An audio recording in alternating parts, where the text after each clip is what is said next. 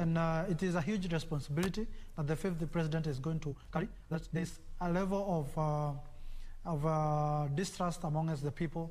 There's a level of indifference amongst the people in regards to the conduct of our governance and leadership system in our country. So the next president has really to build that level of public confidence and trust in the governance system and the processes that we have as a country.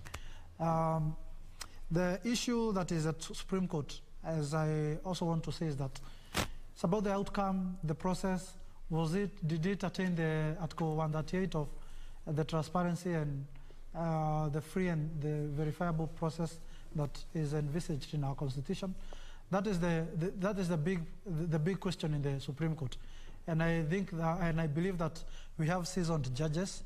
We have a seasoned Supreme Court that is going to deliver a verdict that is going to really move our country forward. I want to underpin this, that the verdict that is going to be delivered today is final and binding, and it is going to offer direction that our country is going to take moving forward. All right. Okay. Before we continue that, there was so many, actually 9 key areas that the Supreme Court will be tackling. Yes. Looking at in making their judgments today. Yes. One of them is whether the technology deployed by IEBC in the elections met the standards of integrity, verifiability, security, and transparency to guarantee accurate and verifiable results. Now, this one goes back to the issue of process, the system. But then when you look at the system, the same system was also an issue of concern in 2017. Yes. So, are we getting it right, or should we go back to the old system that we used to do without the system? You see, Victor, and I've said here in a previous interview we were with Enjoy, and I said that honestly, on our 21st century, we cannot be conducting the business of 20th and 19th century way of voting. We need to adopt, we need to embrace technology. And make it better. And make it better. To a large extent, this election was manual. The transmission, actually the voting, the registration of voters was manual. The voting was manual. The transmission was also manual. The announcement of election and declaration was manual. We are yet to adopt, or we are yet to embrace technology in our electoral system. And that's why maybe we are having challenges. To a large extent, the only place that you could find technology in this election was the posting of the results on the IEBC portal, and maybe the returning officers or the presiding officers sending these particular copies in pictorial form to the ranking officials within the system. But to a large extent, this election was manual. And let me say, the difficulty with the manual, or the challenges with manual, is that you'll always have challenges in terms of the confidence of the verifiability and the transparency of the system. So, and we also need to remember that the fact that the election was manual means that the human resource was largely involved in the election. So I think these are some of the challenges that are going to be addressed in the Supreme Court, and we are going to find more recommendations that are going to improve our electoral system from a technological point of view. I've been advocating for embracing technology right from the registration of voters level. Because if the registration of voters level, we have to go to our polling station or to the IEBC offices to be registered as voters, then it means even the process itself in terms of voting, it will be manual. And I've been asking myself, and I've been asking this, Victor, today if I want to send you credit, or if I want to send you money on your M-Pesa, ukiwa northeastern ama ukiwa huko Mombasa, na mimi nikiwa hapa Nairobi, you have that confidence in me that I'm going to take your number, put it on my M-Pesa, and send you the amount of money that we had agreed upon, or that I want to send you. And if it's 200, it will come 200. It will come 200. If there is that level of trust in our technology in terms of sending money, Why can't we have embracing it in terms of voting or election? Why can't we trust that if I'm going to cast my vote technologically in my constituency of Thika, that particular vote is going to reflect in the National Tallying Center?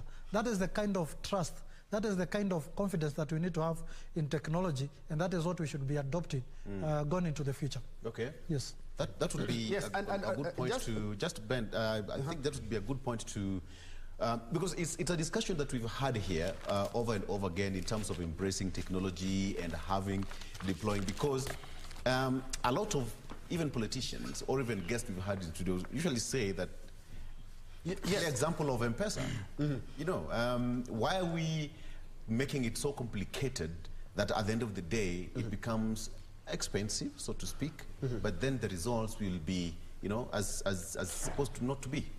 And Vicky, this is something that I'll take you back to the year 2010. After we promulgated our constitution, the electoral process was supposed to be fully digital. You know? And allow me to disagree with Maina a bit. I would really not call it manual, but I will call it hybrid, because from identification, at least we saw that that was digital and the transmission was digital. But the voting itself, I do agree with Maina that it is indeed manual. This is something that also came up, and the one who did submit this was none other than the Busia elect, Okia Omtata, who is also an activist, and said that the issues that we are having are largely because of how we vote, indeed, and the process itself being more or less like a hybrid system.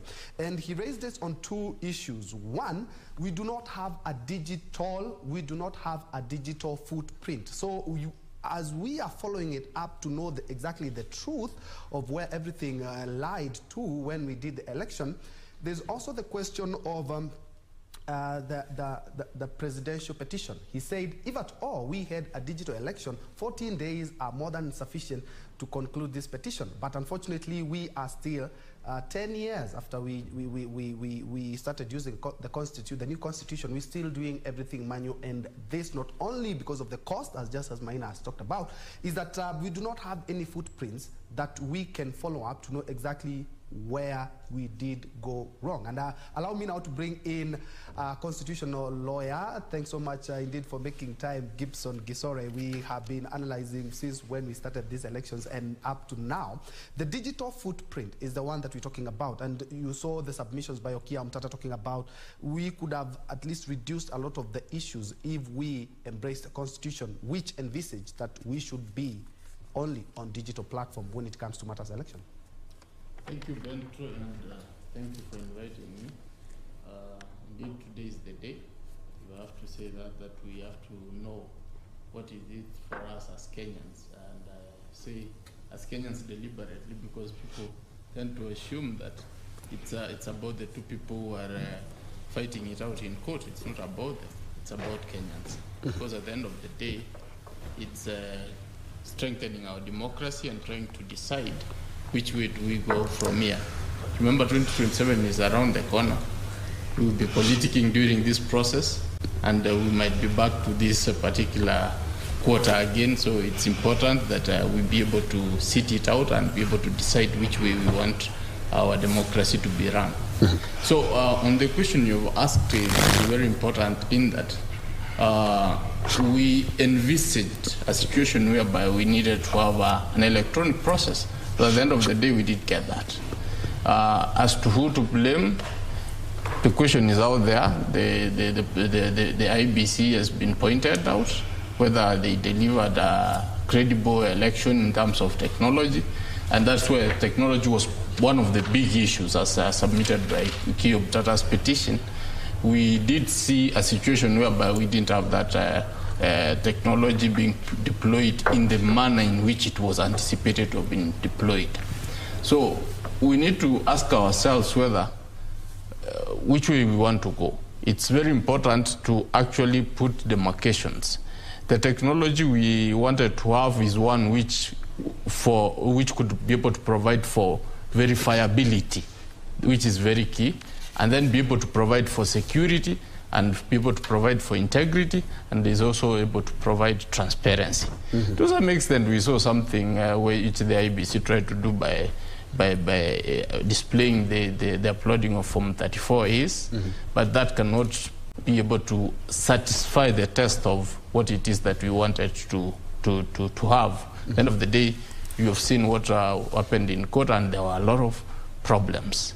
These are the problems we need to look at and be able to decide, how do we move next? Are we going to be having a free electronic process? Is it one which is going to be fully encompassed where we have a database? Because there is an issue of the smartmatic people.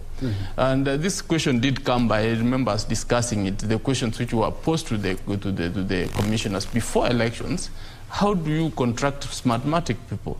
And then it has proved that it even can't even obey our own orders. You know, that is quite dangerous, and they're actually playing to the fact that there are people who have patents and who have rights over our own data that more even more than us. Yeah. That is quite interesting, and we need to ask ourselves whether is this the way we want to go around the elections time. We need to be giving our sovereignty to other people, and then when we demand accountability, they say, you guys, sorry, provided you contracted us, you have no rights here. You know, that's very bad. That's very sad. Wakili, unfortunately, is that I'm quite sure these are not laws that Smartmatic has decided now, because you are challenging the election and we are the ones who offer the server and the IT technology. Then we are not going to do that. I'm quite sure it was in the blueprint before the IEBC signed on the dotted line. I cannot authoritatively say that it was in the blueprint because I didn't see the contract. It's only IEBC which can tell us, and if they tell us, they could actually explain further why they could have such a contract, given that they are being paid 40 billion of Kenyan shillings money. They could have ensured a better deal than that. Either they are sleeping or they were just out to hoodwink us and ensure that they lose the money and do not conduct a verifiable, transparent, and secure election as we had anticipated. So that's a very big question which we are going to look into, especially how the court is going to go about it, because when the petition came on forth, I really welcomed it, because I wanted to see some of these issues being debated out, and then we come up with a decision. Remember, the 2017 one made this election to be a bit transparent, but we need to push the pardon further so that we can be able to have a process which we can be able to trust. Remember, integrity is very important, and the aspect of transparency. If I can't trust that you are doing the right thing and I've given you my money, I will not do business with you next time. Unfortunately for Kenyans, we seem to have very limited choices when it comes to issues of IEBC. We seem to be trusting them with a lot of money. We have so much faith in them, and then they keep letting us down. So it's time we have the court set out some very clear rules. How are we going to go about, especially for me, the issue of our data being out there with a foreign company, which is not believed to be a very good company, because we saw what happened in Philippines. The same thing happened in Philippines, whereby they conducted an election. The election was contested. At the end of the day, the person who won by even votes which were not for registered voters. So it added votes for people. And when they were asked by the courts, actually tell us how you arrived at this, they said the same thing. I don't know how IEBC could not have seen this before. And this question was posed to the chairman and the CEO. Actually, the CEO gave a very interesting answer, saying, you know, I'm not aware of those things. You are just raising them now. From then on, even never did anything. And then we're here now. So it had to take the Parliament of Philippines to actually go and do a proper audit after. But then you have a president who has been voted in by some smartmatic people from Venezuela. You see, that is the kind of question we need to ask. Do we want to go this way in future? So I think that's very important. For me, I think I will be waiting to see what the judgment talks about in that particular regard. I'll be coming to you, Wambui, in a short while, so that we may put this matter to rest. But to you, Maina, looking at what Okia Omtata also said, is that of course, we do not have time. And the more that we do these things manually or hybrid, the more we have issues raised. And even raised an issue asking the judges, you know, we are talking about 14 days to conclude this petition. We have 3 days to listen to this petition. And looking at the timelines that the judges gave in their first ruling they gave before they had the petition, is that time was of essence. We have donated time. But looking at IEBC, the timelines that they have seem always to be having issues, because looking at the ballot papers that came almost just a few days, that's when we realized that we can't do Mombasa, we can't do Kakamega, we can't do Kacheliba, we can't do West Pokot because of some of the issues or errors that could have been identified way early, so that we may have the confidence in our electoral system. And we talked about 50 billion.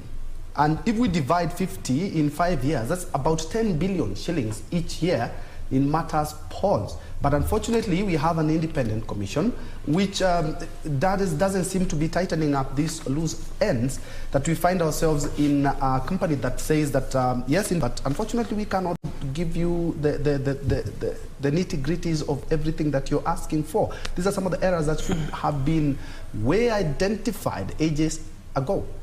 Maina.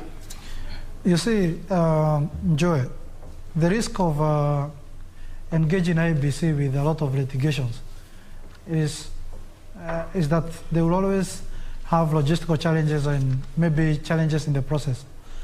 I said earlier here that we need to trust the constitutional offices, and the trust comes with ensuring also that those particular offices or the office bearers serve the mandate and the objectives of as envisaged in the Constitution for these particular institutions.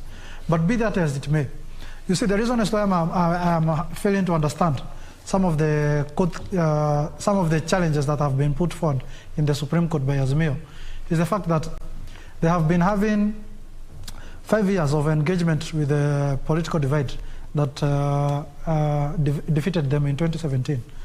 Honestly, Azimio wing should have pursued electoral justice from the process level when they came into government through the handshake, not really at the twilight of the handshake post-election of 2022, or in the aftermath of the results that have been announced in 2022. This electoral justice and the credibility of the process should have been a discussion right from the handshake level. But now coming to the Supreme Court to seek justice when the results have been announced, I think it is just putting the cart before the horse and believing that the horse is going to drive the cart to your destination.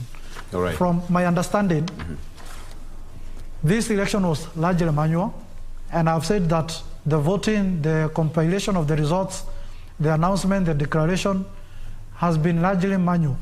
The only challenge we can be having with this particular election was at the polling station, because the server was not really at the portal. The server was not really held by the IEBC. The server was the polling station. That's where the secret of this election is, the polling station and the IEBC portal. And the compilation or the verification was what has been produced or what has been announced at the polling station level vis-a-vis what has been uploaded at the IEBC portal. And that is the kind of process that was going on in the bombers. The returning officers, as they were submitting their Form 34As, it was, or the Form 34Bs, they were verified vis-a-vis what has been uploaded on the IEBC portal. So we can't really be complaining each and every other time when it is upon us as political actors to have put up credible agents to go and ensure that the process is good from the announcement level, and it also, as a political actors, to ensure that the people that we have designated as the liaison officers. I remember when the presidential candidates, they were submitting their presidential papers, they proposed 3 individuals, each from political parties, to be the liaison officers between them as the presidential candidates and the IEBC. Those liaison officers should be the people who should have been the people who are putting the IEBC up to task, not really coming after the results have been announced. Okay, even as you speak, those are live images coming from the Supreme Court. Of course, security is of the essence here. Remember, certain roads are closed, and you have to get alternative routes for you to maneuver. Those are security personnel there, men in blue, so to speak. This must be around Milimani, and even the journalists are not spared. They have to go the frisking process just to ascertain that only people who are allowed to be inside the Supreme Court get access to the court and its presence, so to speak. And of course, security is quite tight over there. Only the security, press, and any other person who is allowed to be there will be allowed to access this particular place. And I believe any of you can come in, Wakili Gisore. This is quite important in terms of the intensity of this kind of ruling that, you know, the country is eagerly awaiting. Gisore, perhaps, what did you make of this? I guess, Victor, security is very important. Yes. Security is very important, especially when we are going to deliver a very important judgment. Mm-hmm.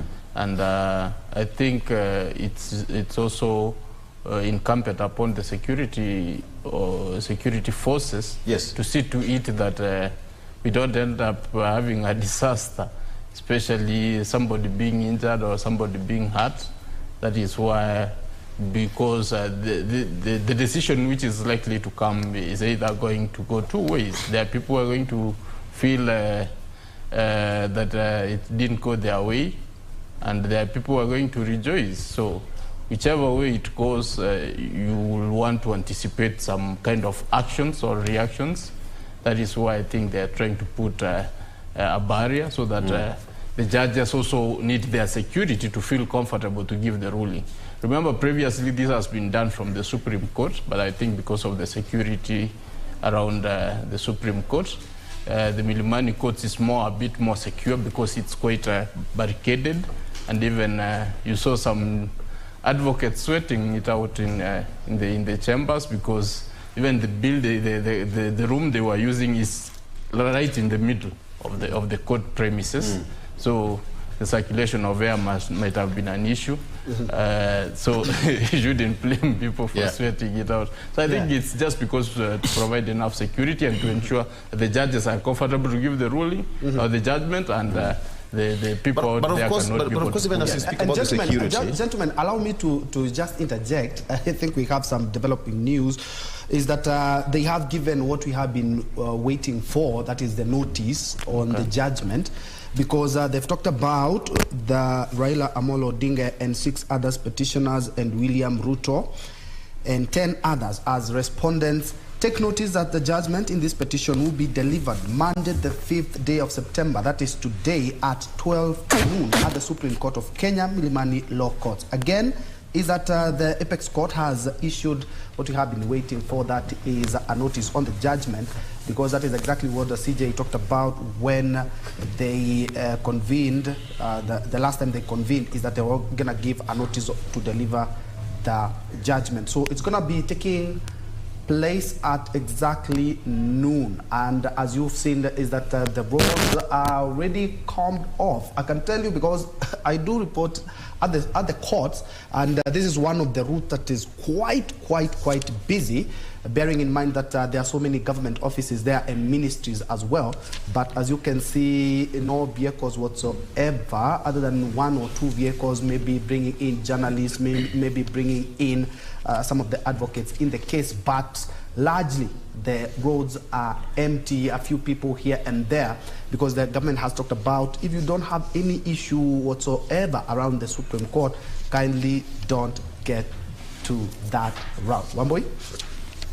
I begin first by highlighting, I think it's grammatically wrong to say 12 noon. I don't Or noon. Yes, it should be. If it's noon, it's noon. Thanks for if that. it's 12. And I think this is an indication that is coming even from the courts. Yeah, actually. Yes, yes. You've just read what has been written in the notice. Yes. So that when we say if it's noon, it's noon. Yes. So really, yes. I think the indication is quite timely. It's important that we are guided by time. Time usually is the enemy. And I mean, people have engagements. And even you people who are doing these broadcasts, you need to be well guided on the timing so that you get it properly or you get it right. And then again, one thing that I must highlight, and this perhaps comes after what Mr. Maina has said, who is sitting on the other side of the studio. I think we agree to some extent on certain issues, but I think he has a very queer way in which he's looking at other issues. And I think it's important that I highlight. Firstly, I agree with him. It is important that we also encourage the use of technology at the last stages of the election, especially when it comes to the voting.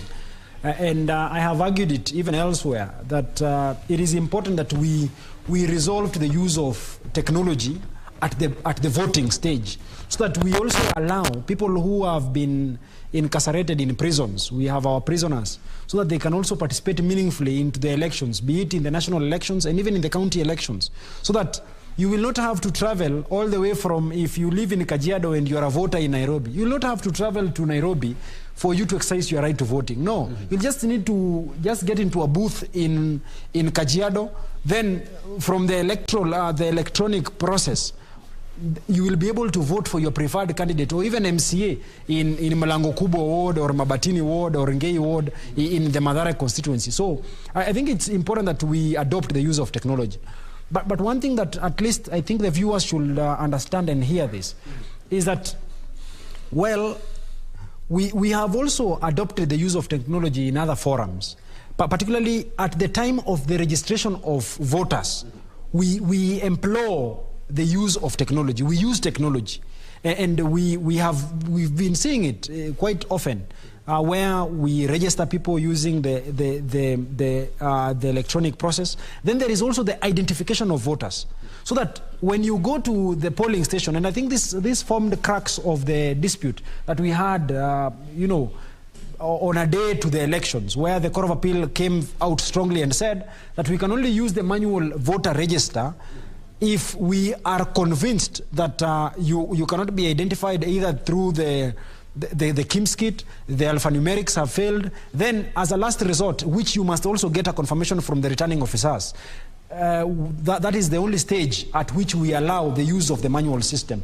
So to a large extent, I think our voting system is electronic, even the transmission of the results. We allow the transmission, the use of the portal, it's electronic. So the only stage that we do not have the use of the technology is at the point of voting. So that is where we have a point of departure, and I think the time is ripe, and as Okiya Omtata had submitted before the Supreme Court, the time is ripe that we use technology so that people can be voting from anywhere. Remember, there was also another petition that had been filed by, I think it's Nyokabi, Priscilla Nyokabi or Nyokabi someone. One of the petitioners that were being represented by my senior, Kibe. Is that he made a lot of argument, which arguments I think senior counsel Ngatia, Fred Ngatia, termed them as very abstract. But I think even if they are abstract or not, I think this is for the Supreme Court to determine. But I think there is a point. Remember, the IEBC deployed a number of clerks and a number of returning officers and a number of staffs who are serving the IEBC to ensure that we have a free and fair electoral process throughout the country. And we had some people who are deployed in other areas that they were not even registered as voters. And they ended up not even participating in the election that they were manning. So to that extent, it also gives a lot of weight to the argument that indeed the time is ripe for us to consider the use of technology in the election. But I'm also cognizant of the fact that it has been argued elsewhere that the easiest way to rig an election is through the use of technology. The manipulation of technology and all that. But I think every good thing also has its disadvantages. So Well, I think at the heart of what we should be experiencing today in Njue is that the Supreme Court will just be, living true to their objective as a Supreme Court. Remember, the Supreme Court in its very design has some unique objectives. It is to ensure that they assert the supremacy of the Constitution and the sovereignty of the people, so that it should not be very easy for the Supreme Court to disturb the will of the people unless it is shown, and of course this we should be understanding from the reasoning of the judges, that there has been a subversion of the will of the people as far as the election of the 9th day of August is concerned. So to that extent, you recall the Supreme Court, the first call is to preserve the sovereignty of the people, and also is to give us a fair and very assertive interpretation of the Constitution. Remember, it is this court that has the sole responsibility of telling us what the law says, or what we think the law says is actually what the law is saying. So that you've been seeing lawyers reading the same section of the law or the same article of the law, but they have different interpretations. Indeed. Yes, yes. So that you hear learned Professor Githu Muigai telling us when we have different context of the word commission, so that sometimes the word commission might not be meaning the commissioners. I mean, you see all these fallacious arguments. So we have the judges have an uphill task in trying to decipher that, because we do not have any other people who can do that, and unfortunately or fortunately, the Supreme Court is the apex court. So the constitutional interpretation is what will stand. Indeed, indeed. But there is one thing that we must be at the lookout. Remember, on a number of occasions when the Supreme Court has been invited to declare some certain sections as unconstitutional, it has wringed its hands. It has refused to make those declarations, saying that the people or the court that has the first original jurisdiction or the first authority to declare certain sections or certain regulations as unconstitutional is the High Court.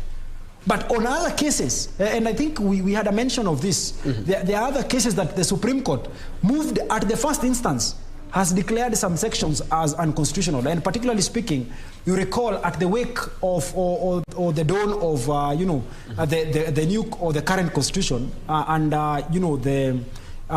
the creation of the Supreme Court, we had a special jurisdiction that was created for the Supreme Court, so that judges who had been removed or judges who had resigned because of their conduct in a certain matter, and the disputes had been determined, the Supreme Court had the jurisdiction, going by the previous constitutional, the Supreme Court Act. This is particularly speaking of Section 24, the one that was declared unconstitutional. They had the power to review files of judges who had been removed from office due to misconduct. But now, I think it's the year 2013 or 2015, 2013 or 2012 there, that the Supreme Court came, sitting as an appellate court. It actually declared this section as unconstitutional, and yet this section had not even gone through, debates or arguments before the High Court and the Court of Appeal. So really, it's a wait and see for me, especially when it comes to, the invitation for the court to declare some certain sections or regulations as unconstitutional, yet those arguments have not been made before the High Court. So really, I think we are living in very interesting times. And one thing also that the citizens must know is that we might, we do not know, we might experience a situation where we have a divided court also, so that we have 4 or 3 against 4 or 5 against 2. And it's a good thing, because we've seen that happen in the BBI case. Yes, and the other case that the court has had the chance to listen to. Yes, it's a good thing. It's a good show of democracy. Remember, the value of dissenting opinions when it comes to writing of judgments is that it helps us to decide how to interpret or how to even make amendments and reforms on our laws. So that is the value of dissenting opinions. Really, they might not have any value when it comes to the final outcome, but really moving forward, they will have some certain value. And this is something that the court, that the people should be expectant of, and recall that the reason why the Constitution has proposed for an uneven number, an odd number of judges, is so that when there is a stalemate, it is very easy to break the stalemate. so that when we have 7, I mean, we will likely have either 3 against 4, either 5 against 2, either 6 against 1. So really, and that is the beauty about our constitutional design. Yeah, and of course, a little bit later I would come to Wakili Gesore, and it's a good thing because it's good for Kenyans to understand that yes, indeed, it is a 7-judge bench, but each judge will be writing his or her own determination on the same. And still at the court, because you guys are officers of the court, and it's something that Okia Omtata raised, although it wasn't going to be in the submissions, but he said that, guys, if we have to be doing this digitally, then 14 days are sufficient to hear and determine a presidential petition. But looking at the time constraint, when this was filed, the petition was filed, the judges, the key point they talked about was a matter of time. They had to strike out some of the petitions, they had to consolidate some, and allocate very strict timelines. And Okia, in his submissions, he talked about if at all we're going to be doing it digitally, then 14 days are sufficient. And if we are not going to be doing it electronically, then 14 days are not sufficient. I would like to pick your mind on the same, Wakili. Thank you, Ben Troy. I think what Okia was trying to raise is a very important aspect which we need to rethink about. Because if we were to do this thing technologically or using technology purely, 14 days are even more actually, are even more, because by the close of the polling stations, at least by 12 we need to have the figures general, because just populating automatically, and that does not take time. So the issue is Kenyans do not trust each other. Wakili Shadraki has raised a very important point that the easiest way to steal an election is through technology. We have Americans still complaining. I saw one American commentator in actually Fox News, if I'm not wrong, actually raised the issue that, you know, Kenyans are brave enough to actually tackle issues which affected the election, but while here, we had Russians actually hack into our election process, manipulate the results, and we are not even comfortable talking about that. But then even, I think I saw somewhere in the American process, I think 12 Russians have been arrested in relation to election offenses. So that means the trust the trust deficit we have in this country is actually not only in Kenya, but everywhere else. I've told you of this, the scenario in Philippines. So then, if we're going to go technologically, the way Okia Omtata is saying, we need to be assured that this is going to be a foolproof process, whereby I don't need to start doubting that IEBC could be playing games with my vote, or my candidate is actually going to be played at the end of the day because of elections, because of technology. So that is something which we need to walk ourselves through step by step, and we can start now. Once we start now, we assuage our fears that indeed this is going to work. Then we can. Wakili will tell you that in the LSK election, we do it electronically. You're in court, you sit and you vote. Even the system is not ours. It's actually some other professional body's system. Of course, we had issues around that, but when we asked them for an audit, they came and explained themselves. They said, this is what we do, 1, 2, 3. Then we were like, okay, you guys do your thing. So we have been able to actually take the credibility of an electoral process as advocates, because we have asked questions and they have been answered. So it's until we ask Chebukati and team or IEBC the questions which we want to ask for a technology process and they answer and we are satisfied, we will be able to give them the green light. But as long as Majanu will be telling us, you know, I'm not aware, those things I'm hearing them now. It means the man did conduct a process of audit, or what is it called? Before you give attendance, there's a process you're supposed to do to determine whether indeed the people we are giving, they're correct. You need to know their history. If they could have done the history of Smartmatic, I'm using Smartmatic because that's the sense of this, we could not be having so many issues. But when you are told right from the word go before election that this company you have contracted has a very a very funny history, and you go ahead and say, actually, I'm not even aware of that, but still, we are going to do this. How am I going to trust that this process is going to be a clean one? And then at the end of the day, we are here discussing about the same. So Oki is raising a very good point, but as Kenyans, what is key is to assure our fears that nothing wrong is going to be happening or no games will be played with the results. And I would like to get into your feel on, I think I'll get some sentiments from Maina before we go to Wamboi, but I'm informed that, Vicky? Absolutely. And on this particular end from your screen, you can see Sarafina Robbie already on standby to give us an update on what you should expect. Oops, Sarafina, not yet ready. All right, we'll get back to Sarafina once we get ready with that. All right, let's cross over to Sarafina Robbie to give us an update. Sarafina, habari asubuhi, good to see you.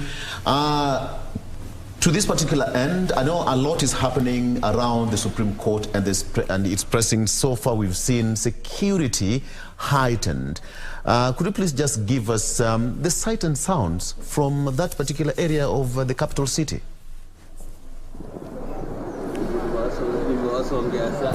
Indeed, a very good morning, Victor and Troy. As you've mentioned, the security around the Milimani Law Courts, where the Supreme Court is expected to deliver its judgment at around 12 noon time, is very heightened, and only a few people are allowed to access this particular place so far. So many roads have been barricaded. So far, to the far end, at the National Library, one is not allowed to get in from that particular place, and also from the roundabout at Integrity Center. All the roads have been closed leading to this particular place, meaning that only a few people and the people that have been able to see are mostly lawyers representing different parties, as well as journalists and security officers on standby, just waiting to get to hear how the judgment will be delivered, whether they'll be able to uphold the declared results that were the presidential election results that were declared on the 15th of August, or they'll be able to nullify the results, whether they'll be able to give orders indicating for a retallying of the votes that were cast, given what was expected from the 7 petitions that were consolidated and had in a span of about 3 days. Thereafter, the 7-judge bench led by the Chief Justice Martha Koome retreated to go write the judgment, and therefore, as of today, we expect them at around 12, as they had said that come Monday in the morning, they'll be able to give us a notice indicating when they'll be able to give the judgment, and they've already done that. So at about exactly 12 noon, we'll be set and ready to get to hear the judgment from the 7-judge bench. And what we expect from these judges is that they might give their judgment unanimously, as it was in 2013, or they might choose to focus their judgment on the 9 issues that they had stated out, which included on whether the presidential result or the President-elect William Ruto was able to meet the 50+ as required constitutionally, whether all the regulations in regards to elections were followed, among other issues. So we'll be following up to get to see how they'll be able to make their judgment come 12 noon today, and so that we can get to understand then what will happen if they'll be able to declare or to uphold the results that had been declared. That means then that the President-elect William Ruto will be sworn in the few coming days. And if they'll be able to nullify the results, then this means that the elections, the presidential elections, will be held in the next 60 days. So that's what you're expecting right now, Victor. The situation is very calm here at the Milimani Law Courts, where the Supreme Court is sitting. Back to you. All right, that is Sarafina Robbie there. Sarafina, you've removed your earphones. I would have asked you a question, but you're becoming smart there. All right, let's cross over to Junei Karisa, who is in Mombasa. Junei, to give us an update as well. Junei, good morning from the coastal city of Mombasa. What is happening down there, Karisa? Good morning, Victor Olo. We are on the streets of Mombasa, and of course, as the country anxiously waits for that verdict to be dispensed, even the residents of Mombasa are also anxious, waiting to see if that decision will favor most of their supporters, their presidential candidates that they were supporting. During the August 9th elections, after the pronouncement by Chebukati, Mombasa County did not witness any celebration activities majorly because it is perceived as an ODM stronghold. So the fact that Raila Odinga was not declared the winner, of course you'd see that Mombasa County did not enter into a celebratory mood. So perhaps today, if the decision by the court is nullified, is upheld from the petitioner's side, then of course maybe this county can enter into a celebratory mood. But let me not preempt what these residents might say. Let me just engage a few of them to just give me some of their expectation, even as CJ is expected to give a definite ruling later on in the day. Tuambie jina lako na tuambie matarajio yako. Jina langu ni Rafael Odienyo Kaya. Mimi ni mkazi wa Ziwa la Ng'ombe, eneo la Nyali. Sasa hivi naongea jijini Mombasa, Mwembetari. Kwa kusema kweli, tumerespect Supreme Court judges, and more so tumerespect Mama Martha Koome na wale wenzake 6.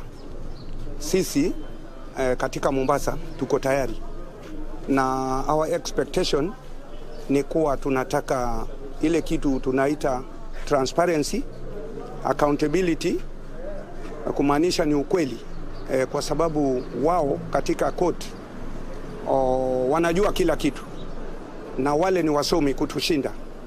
Kwa hivyo ile kitu tunatarajia ni haki na ukweli, na bila haki na ukweli nchi hii sioni ikienda mahali, kwa sababu kura tulipiga na tulirauka na tulikuwa na ukweli na tulijua mshindi ni nani. Kwa hivyo hata wao wanajua mshindi ni nani. Tunataka mshindi leo ili Kenya endelee, na bila kutangaza mshindi basi naona kama Kenya inaweza kupasuka, na ikipasuka itapasuka nao watu 7. Hatuombi hayo, lakini kuna vipengele tofauti ambavyo koti itakuwa inaamua. Wewe kama mkaaji unataka kipengele gani ambacho kiweze kizingatiwa, hususan manake kuna zile fomu ambazo zilipokuwa pale, kuna masuala ya Chebukati kutofata sheria kulingana na yale matamshi ama kumtawaza kama rais, naibu wa rais William Ruto kama rais mteule. Niambie tu, kuna kipengele kipi ambacho ungeona kingeweza kuangaziwa kikamilifu? Very well. Article 80 bracket 4 inasema iwapo kura imeharibika na tumepata ni yule ameharibu, hakuwa mshindi, na katika hicho kipengele inasema yule mshindi apewe certificate papo hapo bila kuchelewesha. Kwa hivyo wewe utaki tuwafanye uchaguzi mwingine? Uchaguzi mwingine italeta vurugu, kwa sababu tumetoka kwa corona, uchumi ni ngumu, watoto hata wametushinda, chakula imetushinda kununua. Kwa hivyo hatutaki turudi katika uchaguzi. Yule mshindi awe declared, Kenya endelee mbele. Asante sana, asante mzee. Njoo tu nielezee tu pia wewe, nipe vipengele ambavyo unataka Supreme Court iweze kusema hii leo asubuhi. Angalia tu mbele hivi. Anza na jina lako. Kwa majina naitwa Samuel Okoth Kwama. Mimi kwanza nashukuru Mwenyezi Mungu vile ameleta amani. Tangu tupige kura, peace imeprevail. After peace prevail, tunataka justice. Justice, truth and justice must prevail. Ndio Kenya itapata haki. Na iko wimbo ya taifa inasema haki iwe ngao na mlinzi wetu. Tusicheze na haki yetu. Tulipiga kura, iko vipengele hapo. Kama mshindi itapatikana na Raila Odinga, kuna haja tu renew election. Apewe certificate hapo. Ile Chebukati tupuliwe mbali. Kwisha maneno. Kwa hivyo wewe hutaki uchaguzi mwingine? Hakuna, it's a waste of time and a waste of energy and a waste of resources. Asante sana. Dadi, wewe nieleze tu, je, wewe ni kipengele kipi ambacho pengine ama matarajio yako siku ya leo katika uchaguzi? Mimi yangu ni kungojea uamuzi wa koti. Usubiri uamuzi wa koti. Maana ninaamini, nina imani ya kwamba watatoa uamuzi wa busara wa kujiridhisha. Maana nchi ina amani, kupitia maombi nchi ina amani. Na hakuna vurugu itatokea, maana Mungu yuko juu ya nchi ya Kenya. Ungewaambiaje pengine wa Kenya wanaposubiria? Wa Kenya nawaambia wawe na amani, watulie uamuzi wa koti. Watakapoamua tutaendelea na maisha. Asante sana. Niambie jina lako na pengine matarajio yako hii leo. Mimi kwa majina naitwa Paul Tocho. Matarajio yangu ni kwamba tunatamani kujua uwazi kwa wapi. Hiyo ndio kitu ninatamani sana, tutangaziwe, watuambie ukweli ni wapi na urongo ilikuwa wapi. Na tena najua kwa upande kuna wale wataumia, kuna wale pia watasherekea. Lakini kitu ya kwanza naomba pia tuwe na amani na utulivu na Kenya iendelee. Pengine kuna vipengele kidogo ambavyo vinaweza kuangaziwa wakati koti ambapo itapeana ruling yake. Wewe kama mkaaji ungetaka kipi ambacho kiwezi kiangaziwa zaidi kwenye ile ruling ambayo itakuwa inatolewa? Kwanza kwa hii ruling kitu ningependa tena kama hao majaji watatuambia in case kama itakuwa nullified, ni IEBC ndio wataendelea hii IEBC ama kutakuwa na tume nyingine ambao itachaguliwa kuandaa hii uchaguzi? Because kama itakuwa nullified, sisi hatutakuwa na uaminifu na IEBC. Na lazima iende, na sasa hao ndio watatuambia which process are we supposed to take.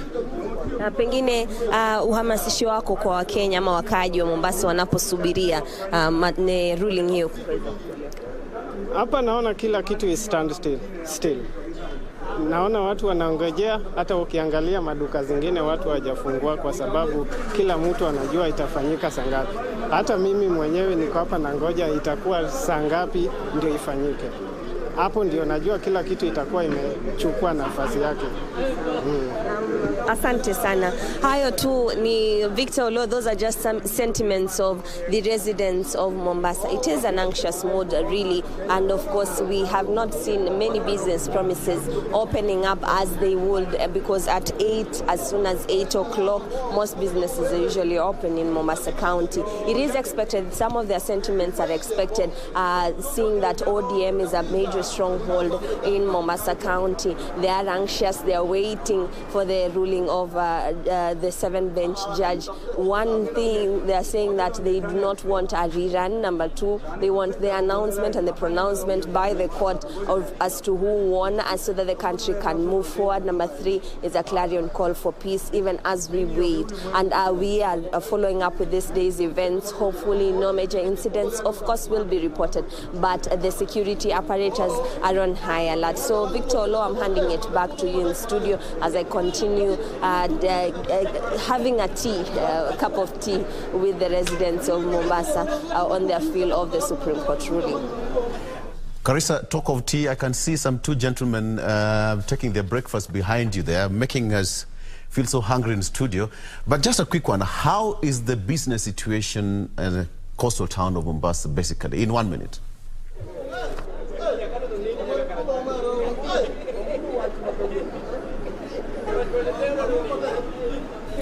Okay, that is Carissa. Junei from Mombasa County, give us an update on what is happening. Of course, I'd love to ask them to do with integrity. Do we even have it in the first place? Vic, I'm not sure which one you're asking, because the one I think which we should be looking at should be the Elections Act, Section 80. Yes. Yes, that one is the one which is talking about the tallying, whereby somebody can be issued with a certificate. Yes.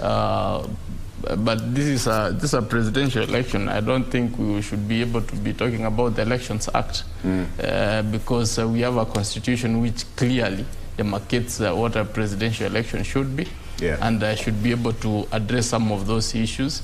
So if we are going to actually abandon the constitution and start looking at the Elections Act, I think we will be going a step lower.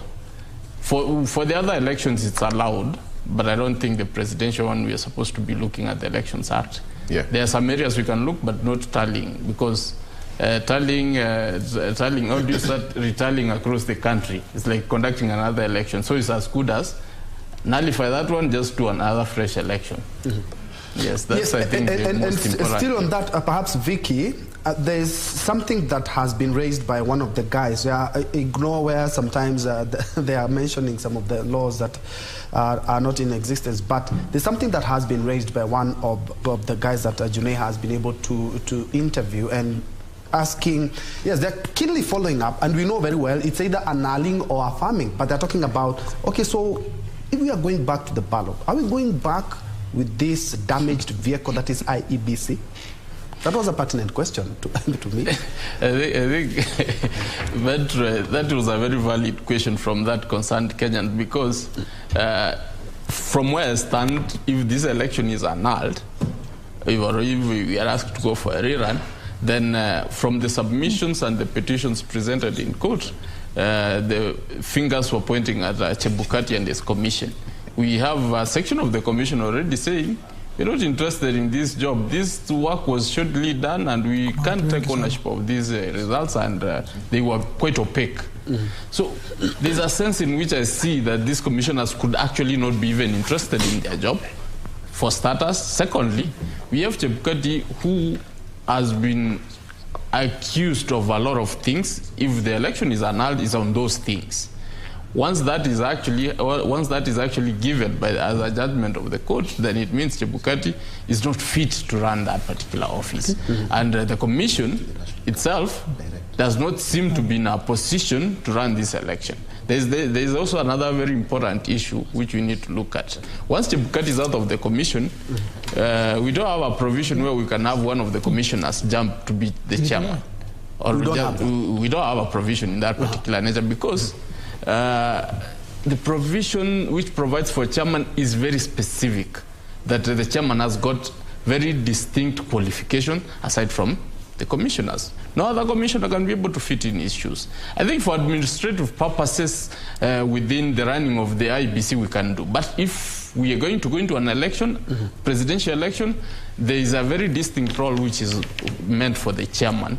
From where I stand, I think we will be going into a constitutional conundrum whereby we'll have to sit and start asking ourselves, did we think this process through, where we have a chairman some very special power? You saw that being litigated in court, and the aspect of what I think Wakili Shadrack has tried to allude to, the advocates for the IEBC were trying to raise that, you know, when you talk of commission, you don't mean commissioners. When you talk of such things, and then the chairman, you're not talking about, no, those distinct roles. We need to decide the housekeeping process around the presidential election is very important for us to determine and be able to come out with a clear roadmap. That can we be able either to have an amendment to that, so that if a chairman messes or we need to kick him out for some reason, we can quickly have an alternative and be able to go into an election. But now, this is going to be a tricky process for continuity purposes if the election is ordered for a rerun or a fresh election.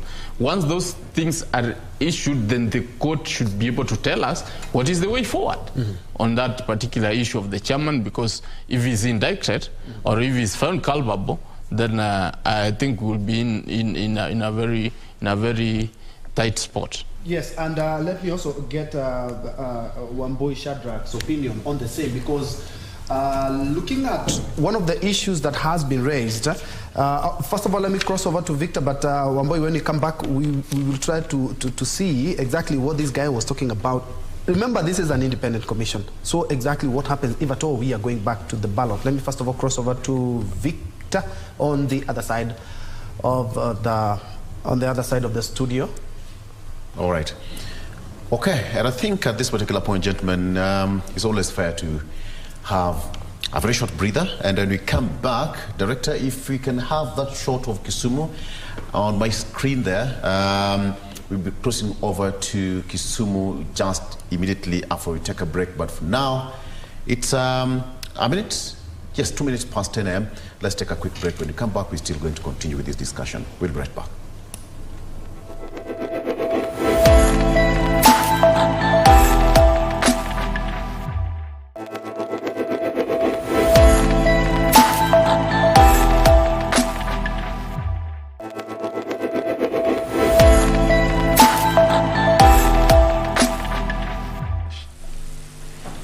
And impunity unpunished breeds arrogance.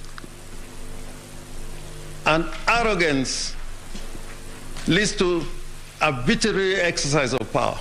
Where it is established that a state officer is subverting the Constitution and the rule of law, the court's hands are not shackled by procedural niceties. This is the beauty of this Wanjico Constitution that we have. It's transformative, and some people say it's a very overused word, but in these circumstances it's ideal and can bite when occasion demands. The toothless bulldog is long dead and buried. Please, Madam Chief Justice and honorable judges of this court, bite and bite for the glory of this court. Once a plumber has fixed your bathroom, that plumber has no business being in your bathroom when you're showering. If you find him at that time, you tell him, get behind me, Satan. Men and women who run for office in this country must accept that it is possible to win. Indeed, it is even more likely to lose, because typically an election involves more than two people, and the chances of the losers being more than the winner are very high. Until we accept that, we are going to be harming the country, we are going to be harming our institutions, we are going to be hurting independent institutions and individuals who work in those institutions. Kenyans who give a lot, ask for nothing, and get to be denigrated in the hallowed halls of this court. A child from humble origin ought to aspire one day to be a Chief Justice of this country. A child of very humble origin ought to aspire to be a top surgeon in this country. I say all this because, in all fairness, unless we show hope and opportunity to all, then we'll be missing an important aspect of our growth. Considering that there is an entitlement is to engage in an illusion. That illusion ought to be replaced by reality. Reality is that it is voters who make their choice. And once voters have made their choice, let us inculcate a culture that my brothers and sisters on this side are now used to. We walk to our court, we may think the law is on our side, we may think we are entitled to victory, but we accept the verdict of the court, because much as we may think we are eloquent litigators, the final word is always with the court. An election is an event. You're going to the ballot, you're going to cast your vote, and you're hoping that your vote counts.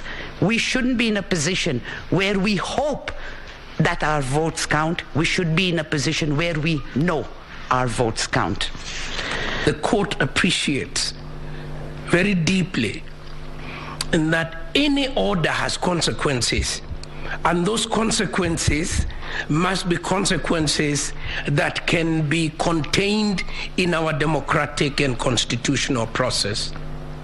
The Supreme Court cannot act in vain. It cannot act so as that the judgment should read like a learned legal article. The Supreme Court always acts so that it can defend democracy and the rule of law and constitutionalism in a practical and enforceable way. The sanctimonious, self-righteous, pompous pontification of the so-called four commissioners are an afterthought. They are a complete and total afterthought, and should be seen as that. Because of the deficiency of trust in this country, ballot pallets can only be opened on the eve of the elections to avoid a situation where IEBC is accused of having interfered or in any way manipulated the ballot papers. When we make these allegations in our election petitions, perhaps we need to also ask ourselves if we have done that which the law contemplates of us. Whoever has ears, let them hear. The Supreme Court has shown us that you can also be a quote-unquote learned friend by quoting the Bible. An impressive Supreme Court session characterized by quotes, terminologies, and metaphors that left keyboard warriors for once rethink about their self-imposed title, the Keyboard Warriors. And whoever can type, let them type. So the sanctimonious, self-righteous, pompous pontification. What are you saying? What is he saying? I am tweeted. Now this Supreme Court proceedings will school many. Sasa amicus curiae ni mnyama gani? John the Baptist, yani hamjui lakuna ni nini but mmenyamaza na mko sawa. Ha, laughing emoji. With the great battle came the great humor. Now we might want to further interrogate George Oraro's statement about Marjan Hussein, who walked into what exactly?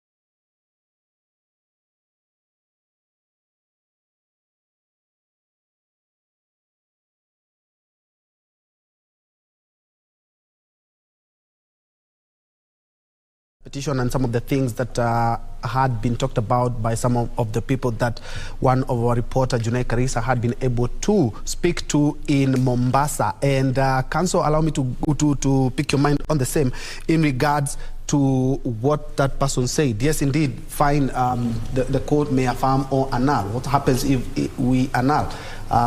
Kenyans are cautious. Is this the same IEBC we are going to the ballot with?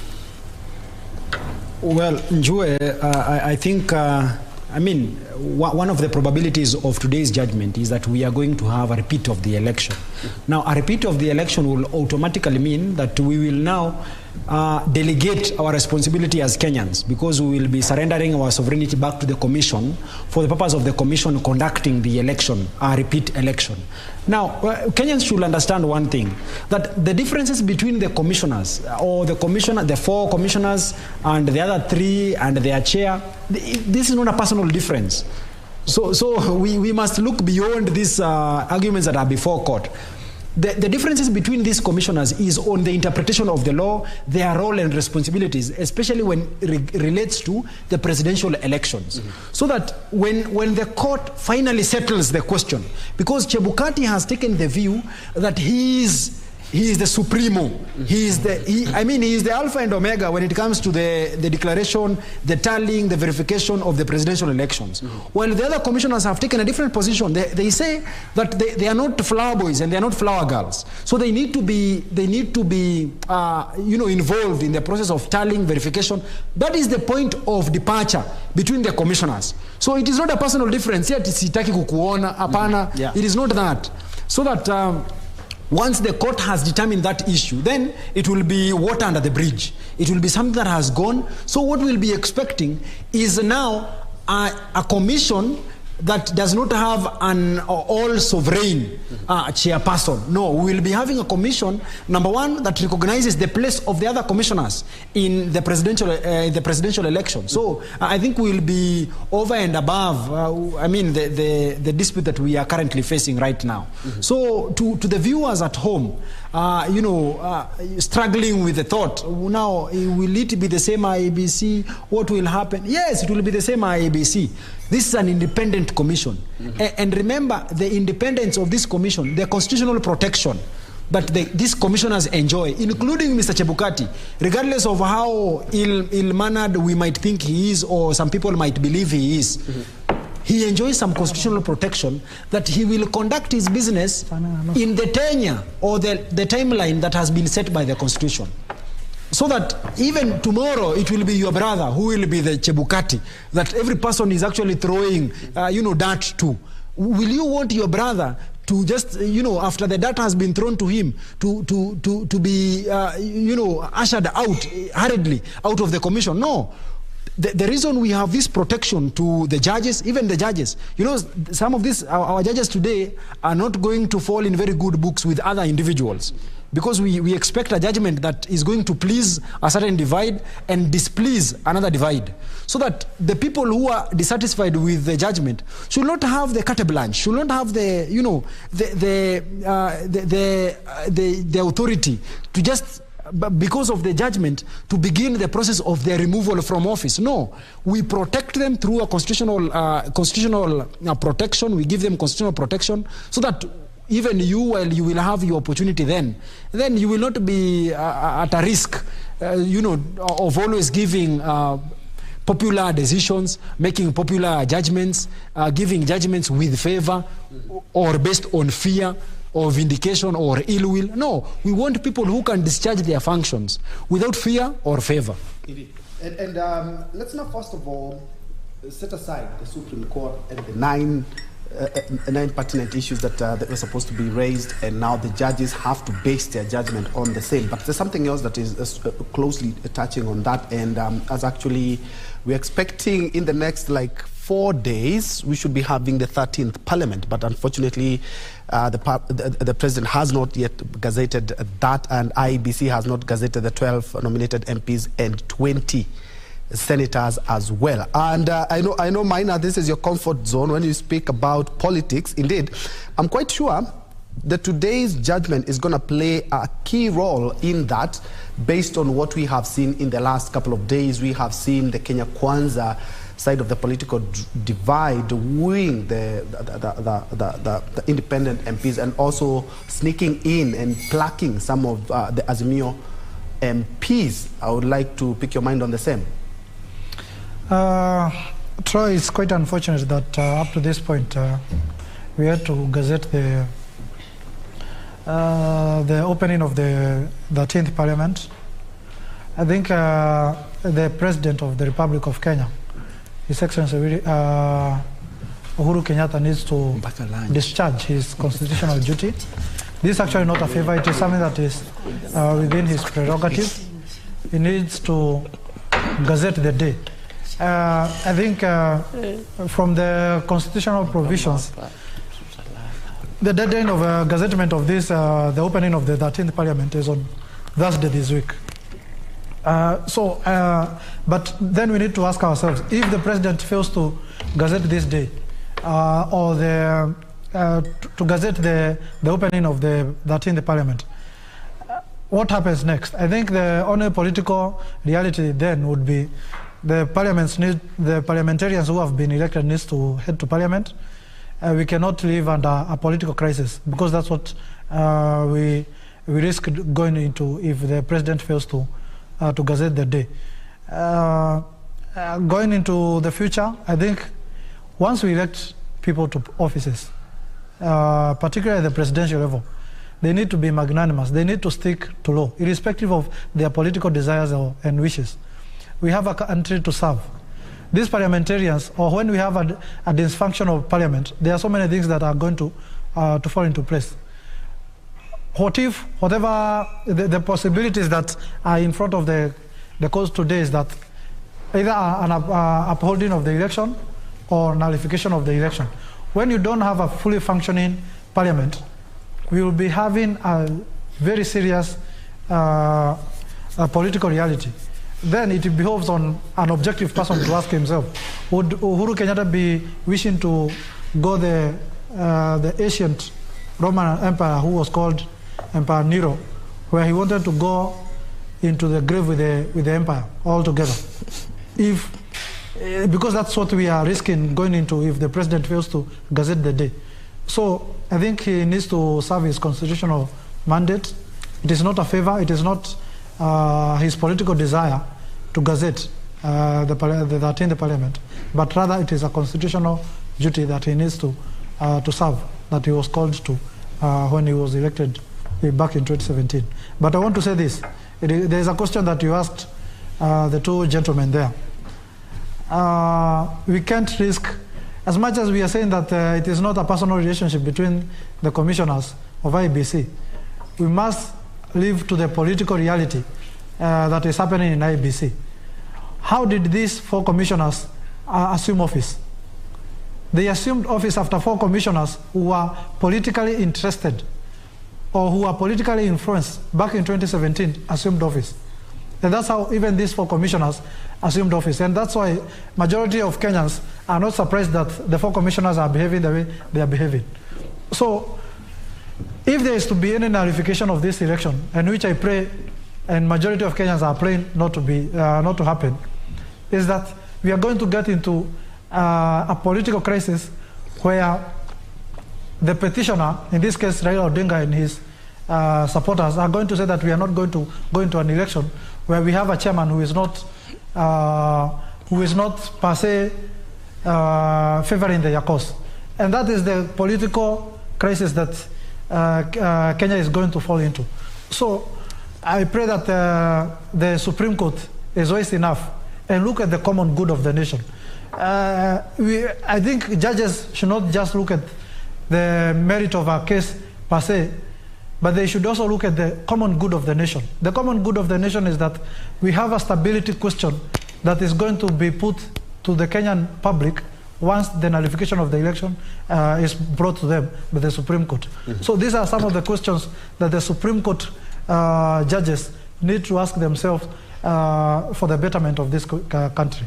Indeed. And Wamboi, I would like to get your feel on the same, because Kenyans, we have a tendency of just loving the last minute. Sometimes it just forces us, just like, of course, this judgment, because of the time constraint, we have a knack of doing everything during the last minute. And we have less than 5 days. We are supposed to have gazetted the MPs so that we may prepare for the 13th Parliament. The President has not done that. IEBC has not even gazetted the 12 MPs and 20 senators that were nominated. And we seem to be quite strained for that. And I'm quite sure everyone is waiting for this. Yes, it's not going to affect what is supposed to happen in law, but we are yet to do that, just a few days to that. Well, Njue, I think to be fair, there is a common balance at home there. That everything that you ask someone right now to help you in doing, he will tell you wait until the presidential elections. even money. Ngoja kidogo. Tuone hii mambo inaenda namna gani. So I think the president will be sitting also on that position. And this must explain probably on a very light note why he has not done it. But really, let me just stay on course and probably just mention, I think, Maina, my counterpart on the other side, makes some assertions that disturb me quite a little. He's made mention that judges should not look at merit of the cases, that position in itself makes me uncomfortable as a practitioner of law and someone who believes in the rule of law. Ultimately, I believe that when cases go before a court of law, the judge is essentially meant to focus on the merit of the case. We should just look beyond probably our political affiliations. I'm suspecting that Maina might be of Kenya Kwanza, I don't know. Side of the yes, on that political divide. But what is important is we must look at the law to protect us even while we might not be in trouble. So that in the event that we land in trouble, probably the next time it will be William Samoei Ruto who will probably be crying foul of a rigged election, or rather an election where commissioners have disagreed and 4 have had a parallel press conference at Serena. So that if you ever find yourself in that uncomfortable position, you must always find some recourse in law. You must find some confidence that if you take your complaint before the Supreme Court, then on the merit of your case, then the court is actually going to either nullify the declaration that has been made that countermands or goes against the express provisions of the Constitution or the law. So really, let us focus beyond probably our present desires, so that in future, let this law, the one that we are mentioning right now, you should be able to call it so that it can protect you. It's a good thing, actually. You've put it very nicely. Let's protect the law to the point that when even we don't need it to favor us, maybe one day. Yes, nobody knows about tomorrow. We don't know about tomorrow. And the reason why Aristotle made mention that we should not accept the rule of man, let us accept the rule of law, is because man is bound to change every now and then. Today you are in this suit, tomorrow you will be in another suit. Today you like me, tomorrow you don't like me because of certain political affiliations, or probably because of the suit I have worn or the color of the suit I have worn. And that is why we chose for ourselves the rule of law other than the rule of man. And this should give us some confidence even in the future, because when you accept the rule of man, that is when you open your doors to anarchy. And anarchy will translate to lawlessness. So that today, if you feel like eating chips and we have a timetable, you will be going against the timetable because you feel like eating something different. So really, the point I'm trying to put across is that we must respect the place of law. Remember, in the year 2010, when we were passing this, the Constitution, we agreed that all offenses will be bailable. We accepted that even if you are accused of murder, if you are accused of treason, you will be given your cash bail and you will go home and await the trial. Troy. Yes. Wakili, let's first of all cross over to the other side. Let's cross over to and talk to Simon Achola, who has been on standby for the last 20 years. Simon Achola, good morning. You must be somewhere around Kondele stage. How is everything down at the Lakeside City? Fantastic, Victor Olo. Indeed, we are in the lakeside city of Kisumu.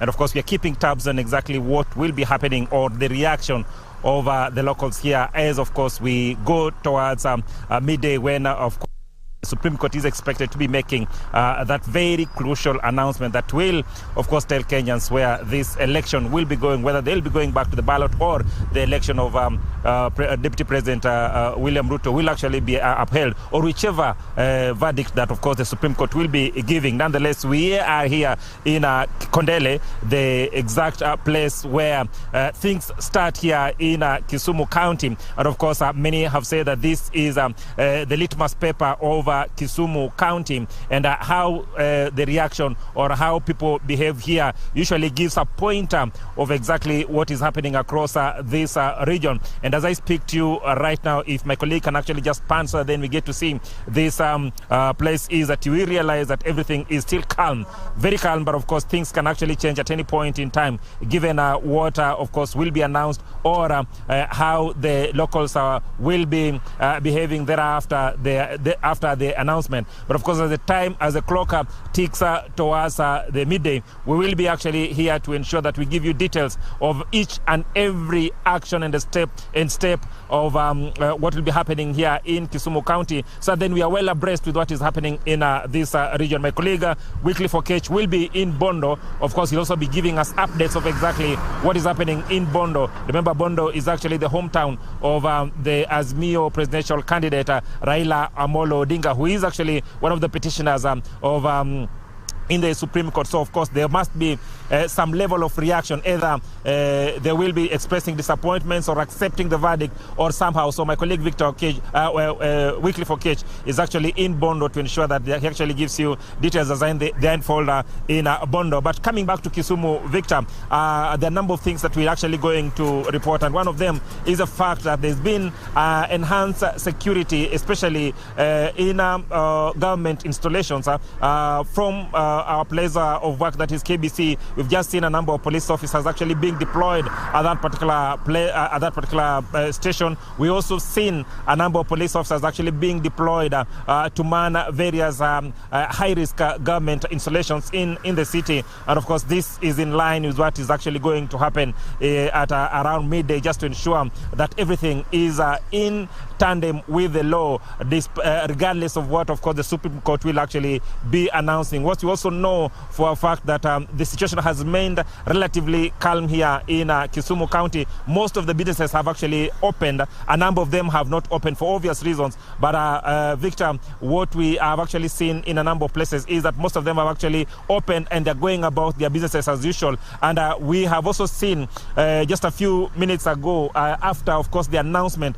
that the verdict will actually be given at around midday, we've seen a number of schools releasing students to actually go home. And of course, this is a precautionary measure just to ensure that when they announce, and of course, students and pupils actually will be safer. We also talked to a number of locals here, and most of them have actually expressed the desire to actually maintain peace, not just before, but of course after the announcement of the Supreme Court verdict. So we'll be expecting that they'll actually stick to their promise that they will actually be maintaining peace. And of course, that has been the rallying call from various leaders from this particular region, and of course opinion shapers too. Each and every person, each and every leader who's actually spoken to, calling on the locals to actually maintain peace before, during, and of course after the announcement by the Supreme Court. But of course, we will be watching keenly just to get to see if indeed, of course, that rallying call will be adhered to, or things will change. But of course, we are all praying that things will be calm even after the announcement has actually been done. Regardless of the outcome, of course, everything shall remain calm and peaceful. However, we have a number of locals here who will actually be giving us what they feel, how we are going to carry ourselves, of course, before, during, and of course after the announcement by the Supreme Court. Habari gani ndugu? Salama sana ndugu yangu. Naomba niambie majina yako, wewe ni nani? Mimi naitwa Muriso Cheng. Wewe ni mkazi wa hapa Kondele? Mimi ni mkazi wa hapa Kondele. Morris, hadi sasa tunaona kwamba watu wamekaa kwa amani sana na watu wanaendelea na shughuli yao ya kawaida.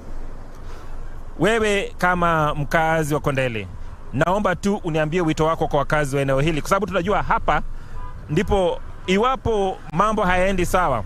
Hapa Kisumu ndio tunaona mambo inaanza kuchacha. Tunaomba wito wako kwa wakazi wa eneo hili. Wito wangu mimi kama mkazi wa Kisumu, tuko na amani, na hata ukiangalia unazaona tuko na amani, na kila tunatarajia hapa watu wengi wako na imani na mahakama. Wanajua vizuri mahakama watatoa maamuzi sawa kulingana na sheria yetu ya Kenya.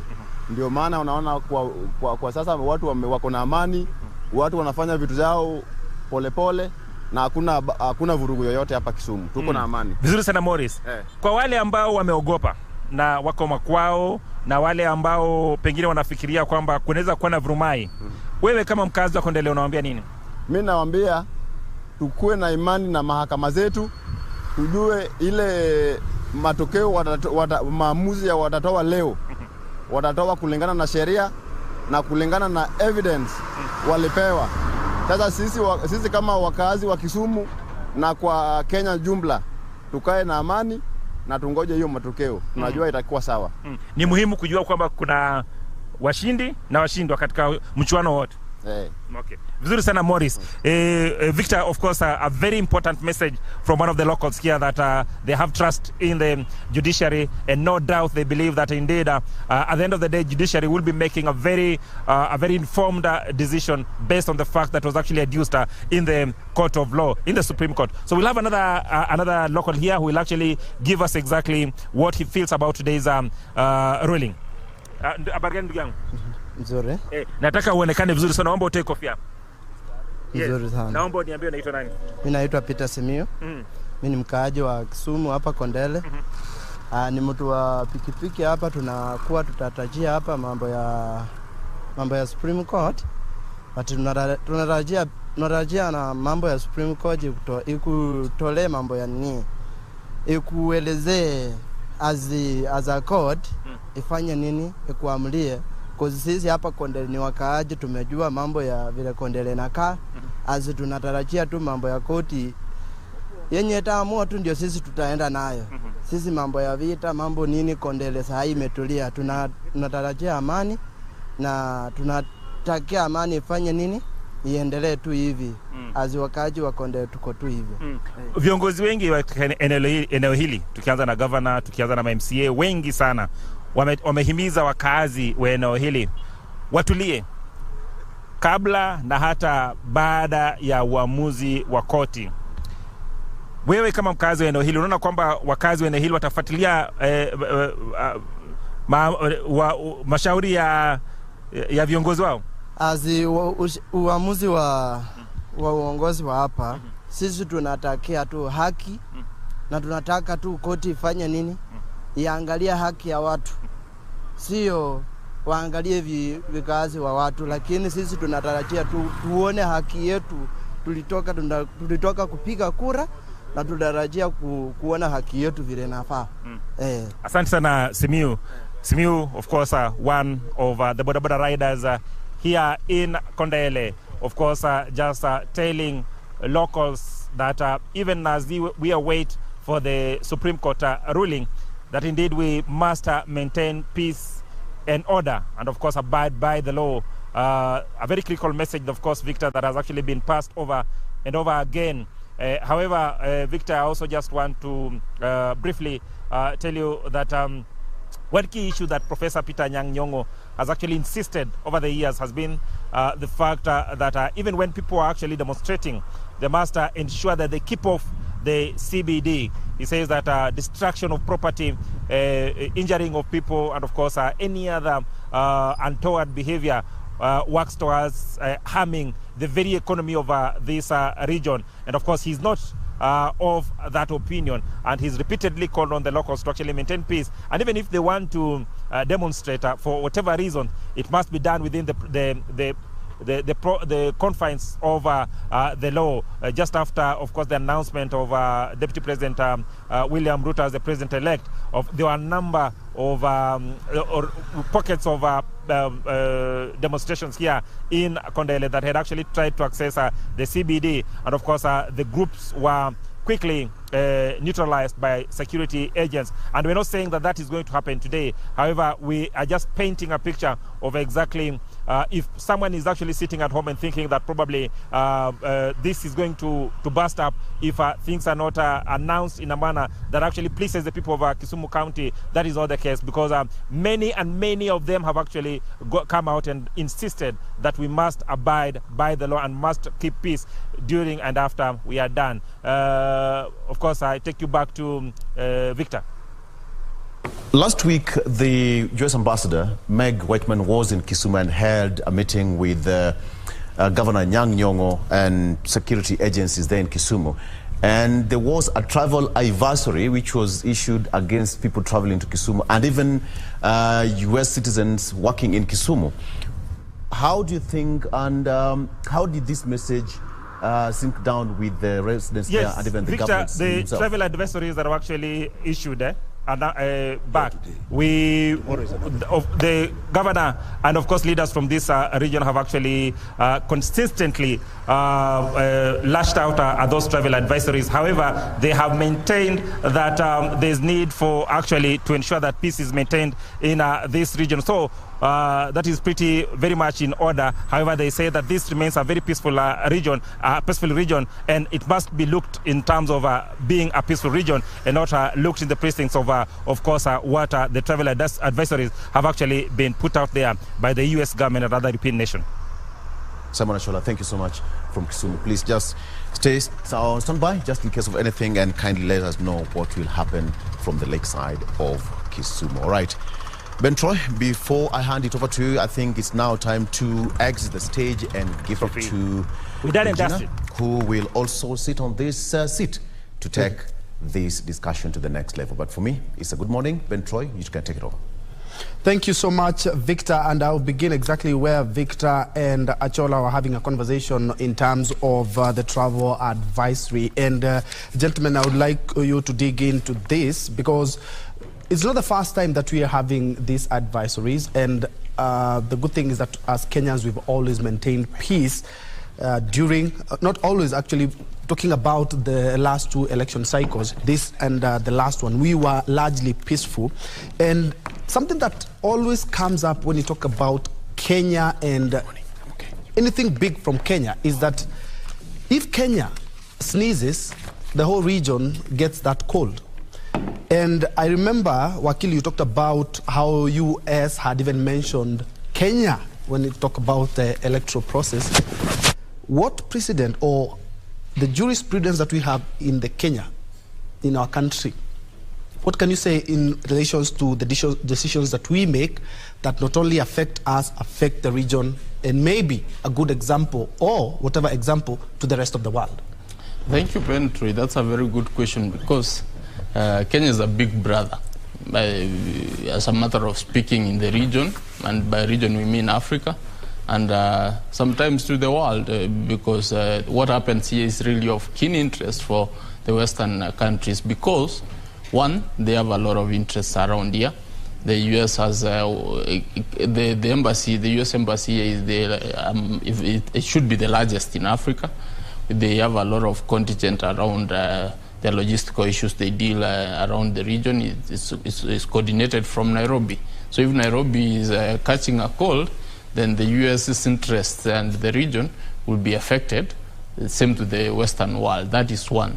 Secondly, the other East African community, Kenya, has almost one of the largest, as the largest economy, which almost combines the rest of the economies, except now that we have brought DRC now, that is going to change. So the region depends on Kenya a lot, especially as a gateway for goods and services. I was reading the newspaper yesterday and I saw the business, if I'm not so wrong, the business daily saying now business will resume once the decision is given. I'm like, why did it stop in the first place? Because they were not voting. They were not voting. Somebody on a container, carrying a container to DRC or to Juba, why should he stop his business? So there's the sense in which even business in the other places is really affected when we are in election, especially the 2007-2008 election. Uganda was really affected, and any small thing. I've been in Uganda at some point when Kenya has issues, and it's actually affected more than Kenya.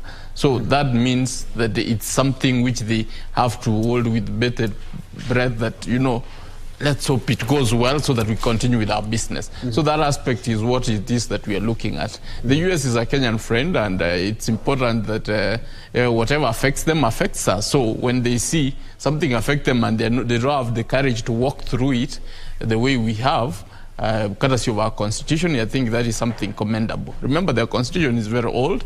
Ours is a bit new. It's 2010. And we had some safeguards which actually ensure that we act robustly to some of the things which affect us as a people. And it happened, it was given birth to after a serious crisis, so we do not need to go back there. As Kenyans, we have to see it through. Because in a sense, if anything happens in Kenya, it affects these other people. So we need to work as the elder brother. You know, when your elder brother whom you depend on seriously is affected, so your head is not clear. So we need, as Kenyans, first to do the right thing, then set up precedent. You see, after us annulling the election in 2017, Malawi, our good friends to the south, also had the courage to do the same thing. So, you know, that means we are setting precedent.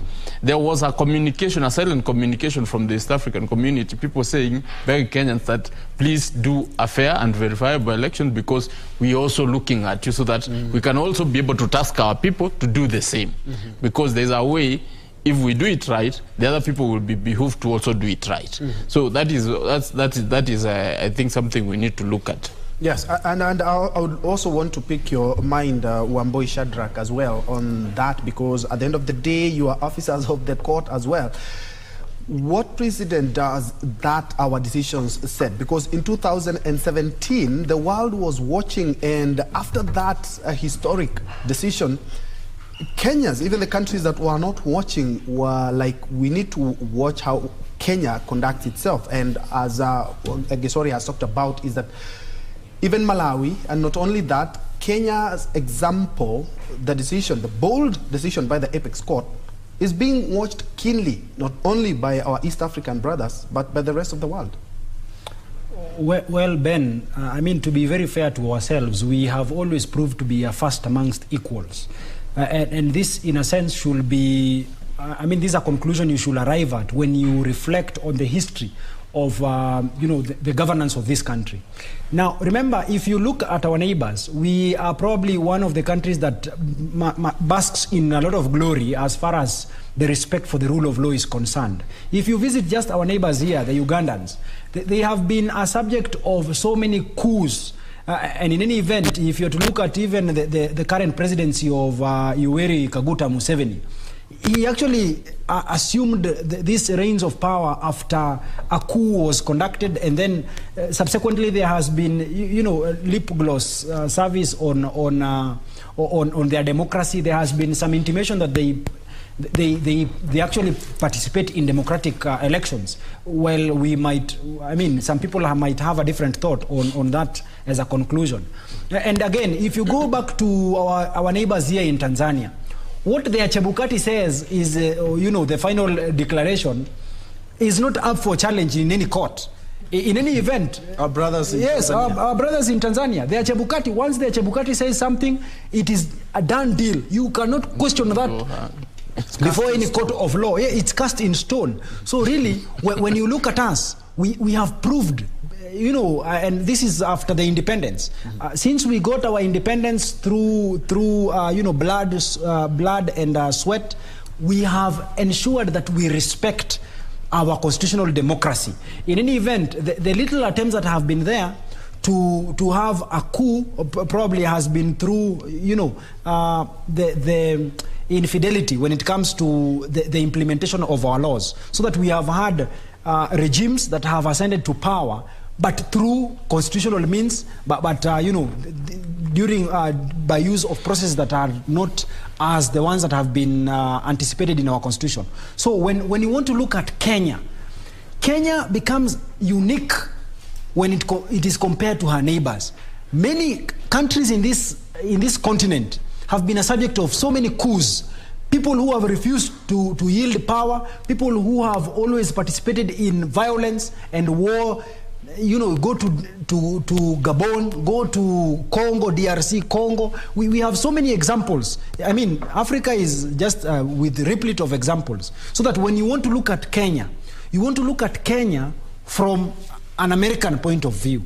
Because our constitution, it's even one constitution that has been applauded. It has received so many accolades, even from our neighbors in America. It has received so many accolades from our friends in India and even in South Africa. So that when you cannot compare us with the likes of Uganda, you cannot compare us with the likes of Gabon, DRC. No. When you want to compare Kenya, you must compare Kenya with its equivalent, which is the United States of America, where there is some respect of the law and the constitution. And that is why probably this must explain the kind of attention we've been receiving. I've been receiving some interviews from media stations in South Africa. They are keen on establishing what is happening in Kenya. Mm-hmm. Remember, even the environment we've created for ourselves, because of our respect to the rule of law, it is what has attracted so many investors into this country. So many people actually flourish in their countries. They flourish in their businesses because of the peace and tranquility that we enjoy as a country or as a people. That is why we have so many South Africans investing in Kenya. We have so many, Chinese coming to invest in Kenya. We have so many people from Japan investing in Kenya. We have Americans who are investing in Kenya. And that is why they're even, scaring some of their people. You should not be in Kondele, you should not be in Kisumu, you should not be... Because of, they know too well. Because of their interest as well. Yes, they know too well that they have invested so much in this country. Mm-hmm. And that is why what we do, our business is part of their businesses. Mm-hmm. And as you well put it, when we sneeze, they all get a cold. Mm-hmm. Yes. And I'll throw this on the other side. I will be coming to you, Wakili, on the Kenyan foreign policy, bearing in mind that, or judging by what has transpired in the last couple of years, just shows how strong our foreign policy is. I'm saying this because looking at the organizations that we've been able to head, IGAD, AU, East Africa Community, and also the non-permanent seat at the Security, UN Security Council, just underscores how strong our foreign policy is, and all eyes are on this judgment, bearing in mind that we even have judges, retired judges from other countries who are just seated there and watching, and of course they're going to write a report on how they have seen how the whole exercise has been. And as Kenyans, we also have another chance to cement ourselves in the annals of history in regards to how we conduct ourselves in this, not only in the judgment, but post-judgment. Maina. Oh, yes. The significance of Kenya to the global community can never be enough because in the colonial times we were said to be the gateway of the continent and East African region. Indeed, if you look at the various unprecedented verdicts that we have made in the Supreme Court for the last 3 presidential elections, is actually a testament of what have actually been adopted by other democracies in Africa. And indeed, I've seen international media houses from advanced democracy complementing this particular electoral process in our country. I saw last night I was reading an article from the New York Times. I saw Washington Post also writing an article in regards to the whole process. And that underpins the interest that these people have seen in our electoral process.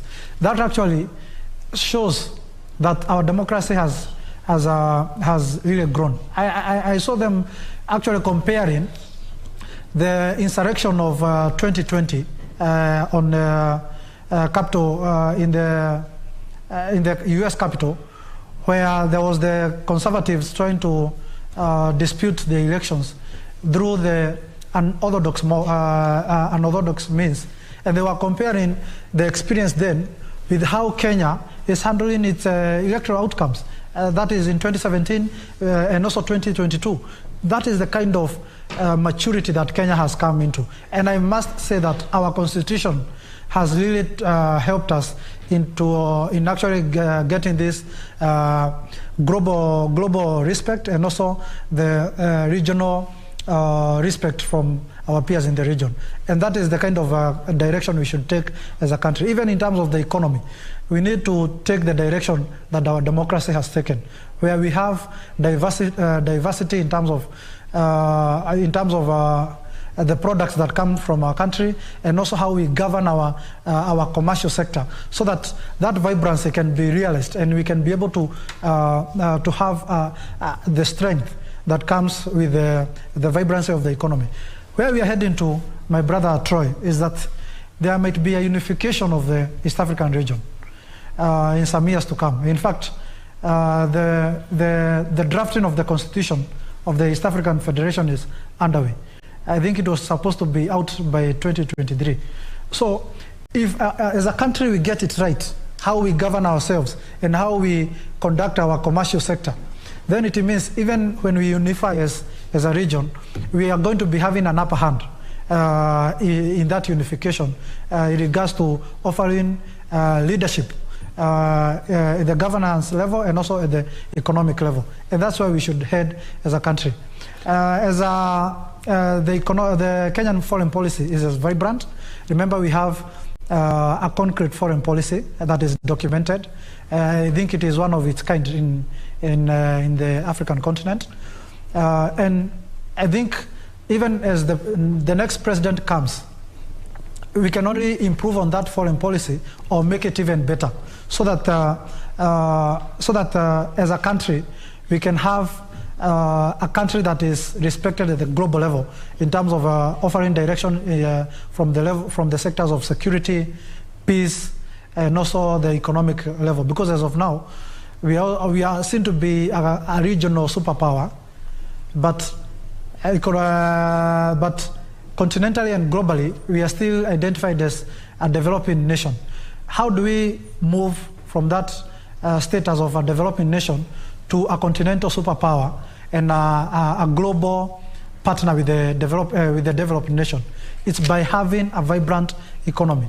And a vibrant economy comes with building an inclusive economy, irrespective of the strength of the enterprises that we might be holding as individual population in this country.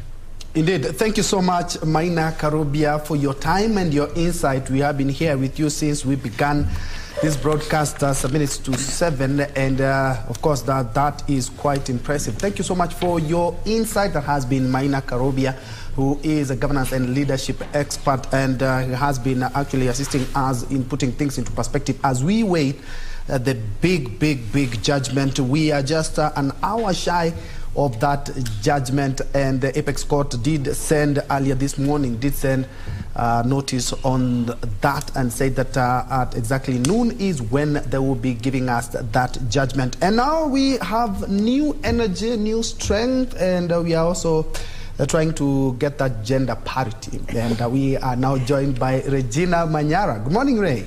Good morning, Troy. Indeed, you have been holding forth all the way from the crack of dawn, and we're here to support you. Remember, all eyes are focused on the Apex Court as well. Put 1 hour to go. We'll know which direction the country is going to be taking in terms of matters of leadership and, governance, so to speak. And it's definitely going to have a ripple effect in as far as Kenya moves forward, matters business as well as our international relations. And I like what our guest, the political analyst, this is Maina Karobia, said, that in the next few years we are likely to see a unification of the East African community, as it were, and Kenya needs to cement its place as the center of it all in as far as matters of politics are concerned. Just to remind you that we welcome your feedback. You can get us on Twitter on KBC Channel 1.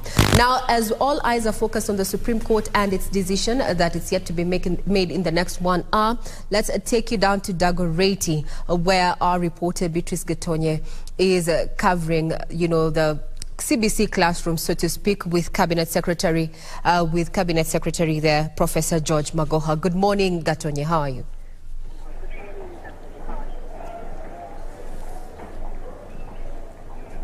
Thank you very much, Regina Manyara and Ben Troy in studio. I'm coming to you live from Dagoretti High School, where Professor George Magoha was here, the Education Cabinet Secretary.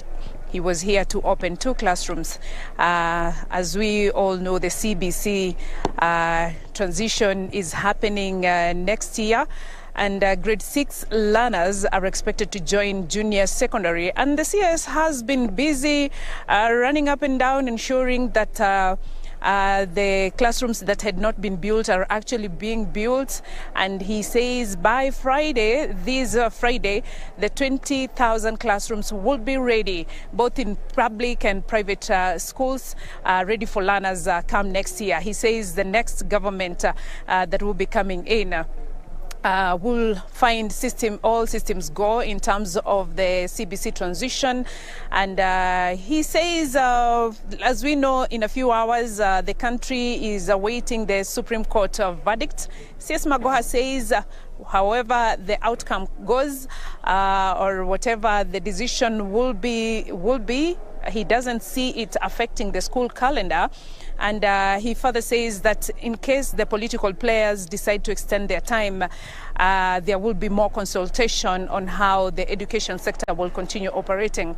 But he says he doesn't foresee any major challenges in terms of the students and pupils going on with their studies. He says the school calendar come next year, it gets back to normal. As we all know, due to COVID-19, the school calendar was a bit affected, and in 2023 is expected to normalize. And he says he doesn't see any major challenge in terms of the verdict that will be given today affecting those plans. Otherwise, the CS, as we all know, he's been running up and down, ensuring that the learners, especially the grade 6 who will be transitioning next year, will find all the classrooms ready.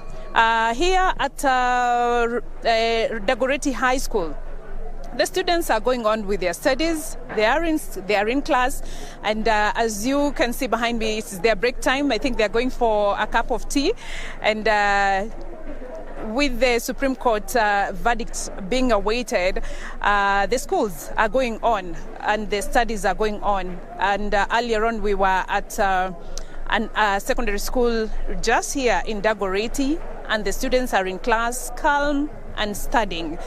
So that's what I can say as of now from the CS Magoha, and even as the country awaits for the Supreme Court verdict. Back to you in studio, Regina.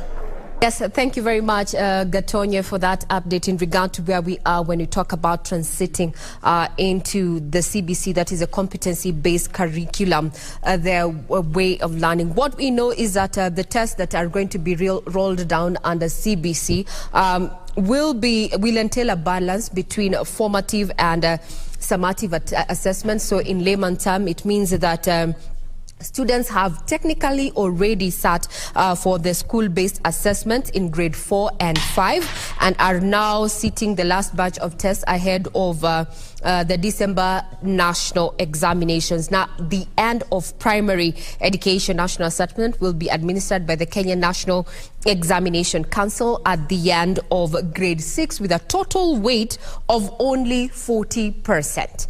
So this is ongoing, and there's been a lot of talk in regard to what Cabinet Secretary of Education in charge of education there, that is Professor George Magoha, has been doing for the last few weeks, and especially a day when it seems that, operations are half and half as Kenyans expect that particular ruling to be made in an hour. So he's been crisscrossing the country, ensuring that at least the 1.25 million students that are expected to be taking the exams as of December this year get to do so in a new infrastructure.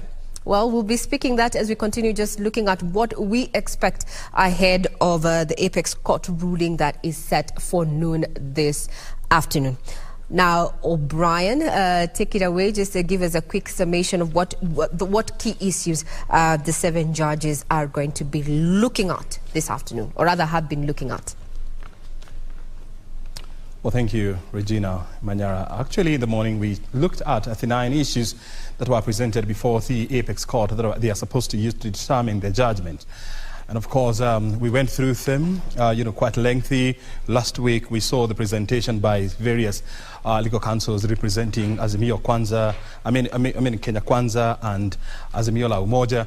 And of course, now today, we expect now the Apex Court to give us a verdict on what they have agreed or what is the way forward. And of course, the countdown has started, and when I look at the clock, the 1 hour countdown is already underway. We are talking about 2 minutes have already elapsed and about 50 seconds. So the clock is still ticking, and the whole country is now waiting and watching what would definitely to hear from the Supreme Court in Milimani. Of course, as we were telling you, the security around the Milimani Law Court has been beefed up with restricted movements for both vehicles as well as human beings. And so that is a sign that it's all systems go there. We have our reporters there who are on the ground, of course, tracking the happenings, not only here in Nairobi, but we also have our team in Nyeri, in Uasin Gishu, in Kisumu. We have just seen our reporter there, Simon Achola, giving us an update. We have also seen our reporter in Uasin Gishu, as well as Kirinyaga and Nyeri. They are tracking the happenings there so that we can get to understand the reactions from the residents of these areas. And the reason why the 4 areas are critical. Remember, Kisumu is the stronghold is actually seen as a stronghold for Azimio la Umoja presidential candidate, that is Raila Odinga. While in Gishugu constituency, that is in Kirinyaga County, that is where the home of his running mate, Martha Karua. And in Nyeri, we have the Kenya Kwanza running mate, Mr. Gashagwa, that is where he hails from. And in Uasin Gishu, the Sugoi, in Sugoi, that is where we have the Kenya Kwanza presidential candidate, William Ruto, the president-elect, he hails from there. So those areas are very critical. And of course, our reporters are there so that they can give us an update on how the people will react to the Supreme Court verdict. But I want to take you through the 7-judge bench and try to help you understand who are they, and what is their background, so that you can clearly understand who they are. Even as they make that very much awaited decision. And so we start off with the president of the Supreme Court of Kenya, that is Chief Justice Martha Koome. She was born in 1960 in Kithiu village of Meru district. Back then we used to have district, we never used to have counties. That was in the 1960. That was 3 years before we achieved or we attained our independence or self-rule from the British.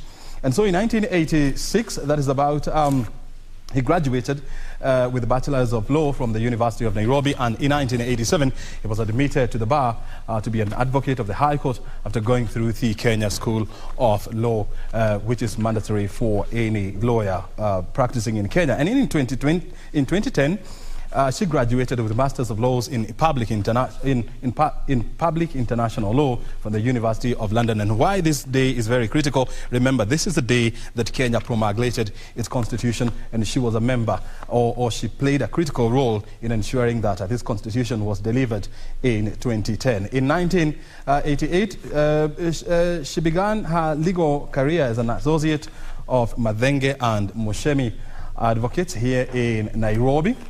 And in 1993, she started her own law firm, that is Martha Koome and Company Advocates, and she became a managing partner in 2003. She was going to serve that position for another 10 years, and in from 1993 to 2003.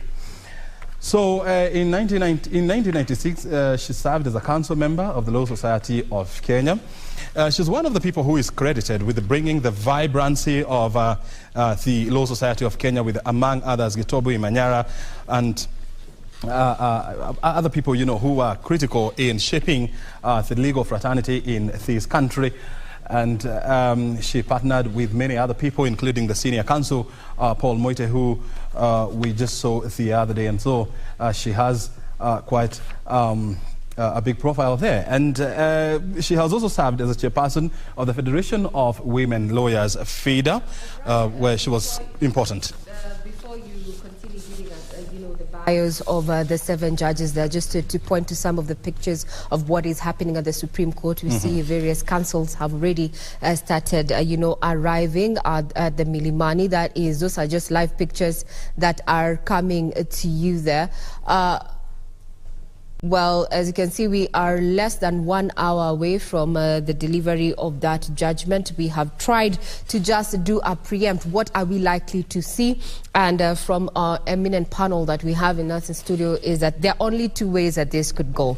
It's either a nullification or the election is upheld. And we all know if it's... we are looking at the upholding of that particular election, then we have 13th is the date, so to speak, for a swearing in. However, in the event of a nullification, we are likely to be looking at, in legal terms, either a rerun or a runoff, so to speak, one including the the petitioner and the main respondent there, that being President-elect William Ruto and Azimio flag bearer Raila Amolo Odinga, or well, the other might include the rest of the 4 candidates. But we are waiting to see. It's under an hour and we're here. Now back to you, O'Brien. Oh, absolutely, and that's what we are doing here. We just, we are in studio, we are at the Milimani Law Courts just to observe what is happening there. And so we'll be crisscrossing over these critical places so that we can keep you updated on what's happening there. So we are still going through the profile of the President of the Supreme Court of Kenya, that is Chief Justice Martha Karambo Koome. And so in 2012, she was elected the chairperson of Kenya Magistrate and Judges Association. And fast forward in 2021, she was shortlisted for the Chief Justice position to replace David Maraga, whose tenure came to an end. And apparently, she managed to clinch the position, becoming her nomination was actually approved by the Parliament Committee on Legal Affairs, and she became the 15th Chief Justice and the first female to occupy that office in independent Kenya. So in 2021, the Justice and Legal Affairs Committee, as I told you, vetted her and recommended her. And so President Kenyatta appointed her as she took her oath of office at State House in Nairobi on May 21st, 2021. And in the same year, that is May 24, 2021, she assumed office at a ceremony that was held at the Supreme Court building. So that is a brief of the Chief Justice Martha Karambo Koome, who is the President of the Supreme Court of Kenya. Let's now go to the other lady who is critical in today's decision, and we are talking about none other than the Deputy Chief Justice of Kenya. That is who? Very good. Philomena Mwilu. She was born in 1958 and her career spans for over 35 years. In 1984, she began practicing law in Muthoga, Gaturu and Company, and later transferred to Mutunga and Company Advocates. In 1991 to 1997, she was a senior legal manager at Jubilee Insurance Company, serving in that capacity from 1999 to 2000. She was a board secretary of the Electricity Regulatory Board of Kenya, which actually was succeeded by the Energy and Petroleum Regulatory Authority. In 2006 to 2007, she was the deputy chairperson of the Energy Tribunal. And in 2007, she was a board director of Nairobi Water and Sewerage Company. In 2008, she was appointed High Court Judge, first serving in the Commercial Court Division in Nairobi and later moved to the High Court in Eldoret. In January of 2012, she was appointed the head of the Environment and Land Division of the High Court. In October 2016, she was shortlisted for the position of Deputy Chief Justice of Kenya after the holder of the position, Justice Kalpana Rawal, attained retirement age of 70 years. Justice Mwilu emerged tops in the interviews, and the Judicial Services Commission picked her to hold the office of the Deputy Chief Justice. In 2017, she was part of the 7-judge Supreme Court bench that had and determined the 2017 presidential election, which was headed by Justice David Maraga, who retired. And of course, the court nullified President Uhuru Kenyatta's re-election and ordered for a rerun. Now, O'Brien, before you actually wind up there and just giving us a feel of exactly who is going to be or who is forming the 7-judge bench, so to speak. Well, let's take you down to Mombasa County, where we're joined by our very own Junaid Karisa to bring us up to speed with what is happening as Kenyans await that particular verdict on the presidential petition. Good afternoon. It's still morning. Junaid, how are you? Good morning, Regina. I'm at the Kenya Ferry Likoni crossing channel, and I'm joined by the residents just to give me a feel of the expectations upon the 12 noon verdict by the judgment by the Supreme Court. Tueleze tu unaitwa nani na matarajio yako ni yapi pole? Nataka nishukuru kwa nafasi hii kwa majina Nathan Mokaya. Naomba kwamba yale matokeo tunayongoja kutoka kwa Supreme Court, uamuzi ule utakao toka uwe wa haki na kweli, si haki ya mwanadamu bali haki na kweli ya kutoka juu mbinguni. Tutashukuru na kuipokea na kuendelea mbele. Ungewahimiza Wakenya nini wanaposubiria? Wakenya wawe na amani na utulifu. Wakenya msibabaike kwenda kukimbia barabarani. Wanasiasa ni marafiki kule wako, na sisi tubaki kwa marafiki hapa chini, tuendeleze Kenya yetu mbele. Sawa, asante. Karibu sana dadi. Tueleze tu waitwa nani na matarajio yako leo? Mimi naitwa Mr. Jabeso Kwany. Kulingana na matarajio yangu kutokana na hii kesi ambayo iko kwa koti, sisi kama wapiga kura tutaipokea vile itatokea. Mtu yote ambaye atatangazwa kwamba ameshinda, sisi ni Wanakenya tunataka tufanya na yeye. Pengine una vipengele vidogo ambavyo ungependa Supreme Court kwenye judgment iweze kugusia? Mimi ningependa ya koti kuu, Supreme Court, ya kwamba they should follow the haki, the rightness of the court. Wasijudge bila weighing other side, lakini the justice, we only need only the justice to be done to the Kenyans. Asante. Kwa rai pengine wakaaji wa Mombasa wanaposubiria? You know, Mombasa is a peacemaking town. Always we believe in peace, and whatever shall come out, we shall simply exercise our peace as usual. Asante sana. Yeah. Dadi, waitwa nani pengine na leo hii matarajio yako? Je, una vipengele ambavyo ungetaka ile judgment iweze kugusia? Yes, kwa jina naitwa Mohamed Ahmed Hassan, na hudumu kama Secretary General wa National Kenya kitaifa kwa madaktari wa tiba za kiasili Kenya. Kwa ujumla matarajio ambayo nayatarajia leo ni matarajio ya ule ushindi ambao uko wazi. Kwa hivyo ningependa mahakama isiangalie kipengele chochote ambacho ni cha kuridhisha wananchi, isipokuwa iangalie uhaki na usawa. Pale uhaki uko na usawa, basi itekeleze. Wakaaji ungewaraji? Wakaaji ningewarai wawe watulivu na wakubali sheria na katiba ya nchi. Asante sana. Yes. Asante mzee wangu. Nimalizia naangalia tu kamera iliyoko mbele yako. Kipengele, nipe story. Kipengele kipi? Mimi kwa majina naitwa Malik Chelimo, mzaliwa wa Trans Nzoia, mkazi wa Mombasa toka 2013. Na Mombasa kwa hakika ni mji wa amani. Na kile tunachotarajia kutoka kwa Supreme Court, tutolee tu haki na tuendelee kuwa na amani. Kuna kipengele ni kipi ambacho ungependa kiangaziwe zaidi? Kile ningependa kiangaziwe sana sana, especially hii mambo after every 5 years tunarudi kwa mambo na kesi. Tungetaka hiyo kitu hiyo kidogo sugu itolewe kabisa. Kama ni uchaguzi utakafanyika ifanyike bila mambo zingine. Huenda kesi ikasema kwamba pengine rais na naibu wa rais hakushinda na pengine kuna uchaguzi mwingine. Wewe ungeweza kulipokeleaje jambo? Tuko tayari kwa vyote vile, maana mahakama ya upeo na mahakama ya mwisho. Na tutapokea kwa njia yote inayofaa. Asante sana dadi. Asante sana. Waitwa nani? Naitwa Jackson, mkazi wa Mombasa na kiongozi wa vijana. Tupe matarajio ya kwanza, nipe story. Vipengele gani ama ni kipi ambacho unaona kinafaa kuangaziwa zaidi kwenye ile judgment itakayotolewa? Commission ya IEBC Mimi sina shaka mahakama ya juu itafanya kazi yake na itatoa uamuzi kulingana na sheria. Sisi kama wa Kenya tuko tayari kupokea uamuzi wowote ule ambao mahakama ya juu itatupatia sisi kama wa Kenya. Je, unaona kwa mtazamo wako IEBC ilifanya mukshili yote? Kulingana na mimi, commission ya IEBC ilifanya kazi yake. Sasa hizi zingine mimi naona ni kama ni commission tu ilifanya kazi yake kama vile commission yote ile inafanya kazi.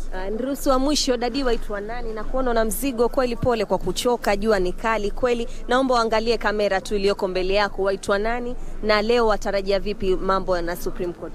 Mimi naitwa Paul Akelo Barasa. Na matarajio yangu katika Supreme Court na tarajia ile uamuzi wa court ndio mimi nitafuata, kwa sababu sisi hapa nje tulimaliza.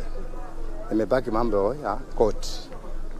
Supreme Court ikitoa uamuzi, sisi kama wananchi tufuate. Tusije tukawatu wafujo, kwa sababu hali ya Kenya ni hali ngumu dada. Himizo lako la amani pengine kwa wakaaji wanaposubiri hiyo judgment saa 6 kamili? Mimi naomba wananchi wenzangu wawe wapole, kwa sababu hali ya Kenya yetu imeharibika. Sisi tusije tukatoa uamuzi ubaya na ile hali koti imemaliza. Asante sana. Hayo tu dadi, pengine unamalizia wito wako? Mimi nakubaliana na huyu mwenzangu. Nataka iwe uchaguzi hiyo uamuzi iwe ya watu wana imani wa amani na wakubali uamuzi utakayotokea. Pande huu ama pande wale wataambiwa ni wao, mwingine akubali matokeo. Asante dadi kwa kutuongelesha.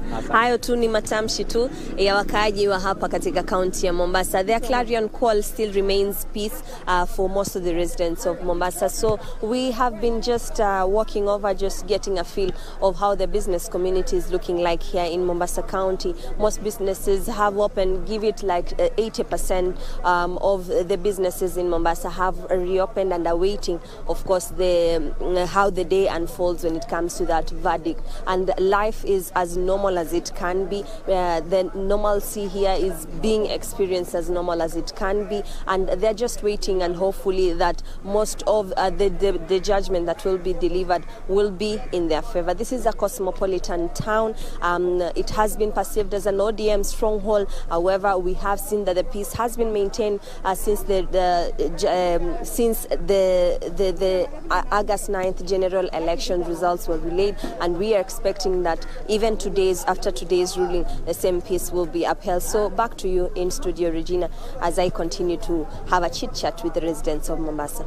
Thank you very much, Junaid, there, just giving us a brief in regard to what is happening down in County 001. The Kenyans are even imploring on their brothers and sisters to continue maintaining peace, a peace that we have witnessed since August 15th there, when we had Wafula Chebukati, the IEBC chair, actually pronounce, or rather make the declaration that made that William Samoei Ruto is president-elect. Now we cross over to County 027 in Uasin Gishu, precisely Eldoret, where you can see on our screens there, that's our reporter Timothy Kipnusu, who is ready to bring us up to speed with what is happening in Eldoret. Good morning, Timothy. How are things down in Eldoret?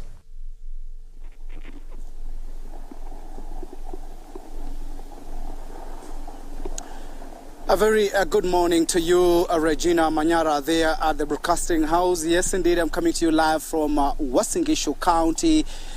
This is the home county of the Deputy President, the President-elect William Samoei Arap Ruto, and we have been traversing a number of places here in Eldoret, and generally the area is calm, but a number of residents are waiting with bated breath to understand what will be the verdict from the 7-judge bench. Remember that 349,863 residents of Uasin Gishu went to the ballot to elect their leaders, and William Samoei Arap Ruto garnered 272,868 votes, with his closest competitor Raila Amolo Odinga getting 76,009 votes among the 506,138 registered voters from Uasin Gishu County. And generally generally just waiting to get to understand what will be the verdict. A number of them say that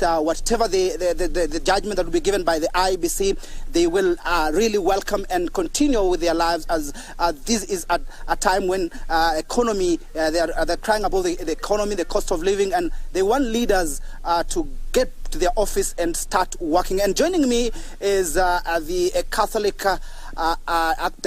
Bishop Dominic Kimingich, and I understand they had a meeting with the spiritual leaders, perhaps to give a message to Kenyans about just embracing peace. Many thanks indeed for joining us, Bishop. What is your assessment of the seventh judge bench and how things are panning out? We are all waiting with a lot of expectation that the seventh judge bench will definitely deliver their judgment in accordance with the facts and the truth, and that is what we expect from them, that they will make a decision which is really based on the real facts and on the truth. And this is also what our people are expecting, because that's the only way in which people will be able also to accept whatever judgment they will make, and they will want to move forward with their lives. So we are waiting eagerly for that judgment, and as you have mentioned here in Wasingishu, the people really are waiting eagerly because they want to hear that decision and be able to continue with their lives. Yes. But perhaps what's your message to Kenyans? Actually, I was in Gishu County, remembering that it was mentioned as a hotspot area. Generally, when election was announced, William Ruto was announced as the president-elect, we saw those calm, even other counties. Perhaps what's your message to people of Gishu, whichever the outcome from the seventh judge bench? Well, what I would like to urge our people is to continue with the same peace. We voted peacefully. We waited for the tallying, we got the results in a very peaceful manner. So we want to maintain that peace, because there's no point, there's no reason why people should say this is a hotspot. Let it be a hotspot of peace, not a place where people will cause chaos or anything like that. As you already know, even the president-elect himself said he will accept whatever verdict will be said. So I think that is very important for our people, to remain calm. After all, these elections will come and go, and we'll continue with our lives. So my message is that let us maintain our peace, let us maintain our calmness, let us continue with our lives as we wait for the verdict. Yes. Perhaps your message to the Independent Electoral and Boundaries Commission, because anytime we go to the election, we always have a number of leaders poking holes on the electoral process. What is your message to the IEBC, and of course being an independent body that conducts election in Kenya? Well, being an independent body, I believe IECB tried to do their best. Of course, just like any other institution, any other body, there's nobody who is perfect. And also using all these, even you rely on so many other people, they rely on technology. So definitely there could be some mistakes here and there. But as an independent body, we have to respect IECB. And if there are reasons, major reasons why maybe they didn't do their work, then that should be looked at. But as an independent body, we have to respect IECB and let them continue with the mandate which Kenyans have given them to conduct general elections. Mm-hmm. Yeah. Perhaps your parting shot? Well, let us remain peaceful. Let us wait calmly. It will be in the next 1 hour or two, we will know the verdict, whether the president-elect now will be declared the winner and he will continue now to be the 5th president of Kenya, or if there's any contrary decision, we'll wait and see. Yes, but for us as Kenyans, let us remember that we are Kenyans. We have to maintain our unity. We are one family. We are one nation. Let us not allow all these things to divide us or to bring any animosity between our people. Let us live together and continue with our lives together. Yes. Many thanks indeed for talking to us, KBC Channel 1. There you have it, Regina. That is Dominic Kimengich, the Catholic, Eldoret Catholic Archbishop, just making his remarks concerning the wait-and-see situation from the 7-judge bench. And of course, the most important thing is that Kenyans should remain peaceful, whatever the outcome. If the 7-judge bench will annul or affirm the win of Deputy President or the President-elect William Samoei Arap Ruto. A number of residents say they are tired of waiting and they want to go back to business, and they are saying that whoever will be elected or whoever will be mentioned as the president or whatever, if they are going to the ballot again, they say they will really welcome that idea, just to ensure that we have the president. The most important thing also they say is whoever becomes the president doesn't matter at all, but the leaders who have been elected down there, ranging from the governor, senator, woman member to the National Assembly, and the member of County Assembly, those are the people they are focusing on to ensure that they have development in this particular country. From me, Timothy Kipnusu, I hand you back to studio, Regina Manyara. Now, before I let you go, Timothy there, and I know you're going to be keeping tabs awaiting that particular verdict to be delivered at noon. A quick question to the bishop there. What is his take in regard to, the role that the church, or rather the religious sect has played in regard to the August 9th polls? Maybe you can just ask the bishop that question. We really wanted you... Are you related to the effectiveness? Well, we will be getting feedback in regard to what the bishop there has to say in as far as the conduct of the religious sect has had run up to the elections and even during the elections, and such at a time when we have heard from various denominations they are calling for Kenyans to remain peaceful as they have been. We will be getting to that. Now, some of the shots that you're seeing on screen are just live shots from Milimani there, where the Supreme Court anytime from now, actually exactly 32 minutes from now, is going to be delivering their verdict on the presidential judgment there. Now, to just give you a list, the petitioner, that is Azimio la Umoja One Kenya Coalition, had a list of 42 lawyers who were litigating on this matter, and they were led, this team, the legal team, was led by senior counsel and Governor-elect there, James Orengo. He led this particular team that comprises of Feroz Nurwarji, then Philip Murgo, as well as Okongo Mogeni. Also in that particular team, and I can see we have just seen Tom Omolo there actually cross over. This is part of the Azimio legal team. There are 42 lawyers there contracted for this particular matter. Under the case management team, we had lawyer Paul Mwangi, we had Jackson Awele, Julie Soweto, Velma Mauri, Professor Shihanya, Fred Orego, Dan Manzo, as well as Tom Masharia there. Just some a slide past there. We saw that is Dan Manzo there, who just crossed there in that particular screen.